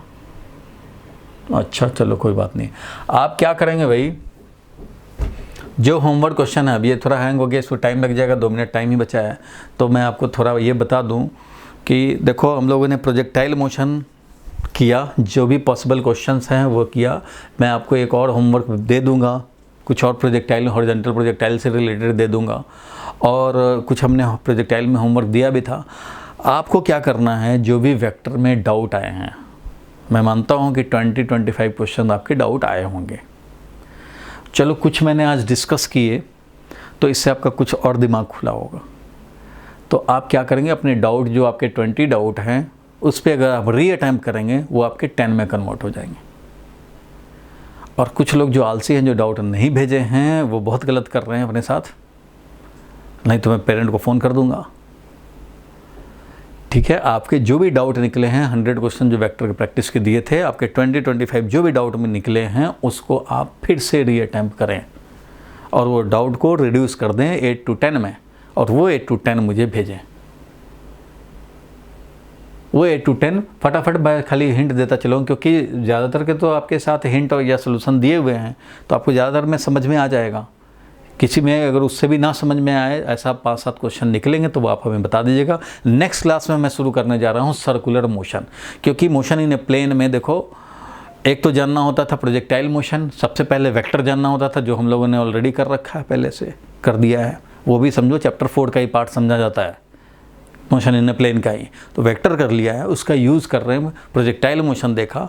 अब नेक्स्ट में हम लोग देखेंगे सर्कुलर मोशन। सर्कुलर मोशन भी 2 क्लास कम से कम लगेगा, तो सर्कुलर मोशन और रिलेटिव मोशन देखने हैं। तो आप मान के चलो कि 3 क्लास और चाहिए कम से कम मोशन इन ए प्लेन ख़त्म करने में, और इसके बाद लॉज ऑफ मोशन शुरू होगा। तो एक्चुअल फिजिक्स काइनेमेटिक्स शुरू हुआ था, ये वो था kinematics, study of motion without reason. और चैप्टर 5 से शुरू होगा, वो होगा डायनेमिक्स का पार्ट, और वो और इससे भी ज़्यादा मज़ेदार होगा, और इससे भी ज़्यादा अगर आप इंटरेस्ट लेंगे और ऑनेस्टी रखेंगे तो वो आपके लिए स्ट्रॉन्ग चैप्टर बन के आएगा। और अगर आप थोड़ा भी आलस किए या फिर आप सिस्टमेटिक नहीं चले, शॉर्टकट मारने की कोशिश किए, तो चैप्टर 5 सबसे डेंजरस बनने वाला है आपके लिए। लॉज ऑफ मोशन जो पढ़ा था 9th में, वो आप छोड़ दो अभी, वो 2% पढ़ा था, अब आपको समझो 80% पढ़ना है, बहुत पढ़ना है। F=ma में 3 क्लास लगेंगे, F=ma को अप्लाई करने में 3 क्लास लगेंगे। उसको बहुत तरह के न्यूमेरिकल सॉल्व कर करके तब जा कर के उस पर आपको कॉन्फिडेंस आएगा। F क्या है, M क्या है, A क्या है। F ऐसे ही नहीं कि फोर्स है, net force acting on a system is equal to mass of the system into acceleration of the system. तो सिस्टम क्या है वो जानना होगा, नेट क्या हुआ और एक्सटर्नल क्या हुआ, ऑन द सिस्टम क्यों लिए, बाय द सिस्टम क्यों नहीं लिए, ये सारे बातों को डिस्कस करने पड़ेंगे। इसलिए बड़ा अच्छा इंटरेस्टिंग अब होने वाला है। आपको बस एक ही काम करना है, ऑनेस्टली होमवर्क करते रहना है, टेस्ट देते रहना है। अच्छा, 1-2 दिन के बाद मैं टेस्ट भी लूँगा। वेडनेसडे या थर्सडे मैंने बोला था कि टेस्ट लूँगा, तो एक टेस्ट लूँगा वेक्टर और प्रोजेक्टाइल के, वेक्टर और प्रोजेक्टाइल के। और फिर एक हफ्ते बाद हम लोग यूनिट एंड डायमेंशन के और मोशन इन स्ट्रेट लाइन उसके भी लूँगा टेस्ट। तो टेस्ट अब थोड़ा सा बढ़ाऊँगा मैं, ठीक है। तो सबसे पहले तो आप वेक्टर एंड प्रोजेक्टाइल, इसको आप जल्दी से होमवर्क को कंप्लीट करो, इसमें से हम लोगों को टेस्ट भी देना है।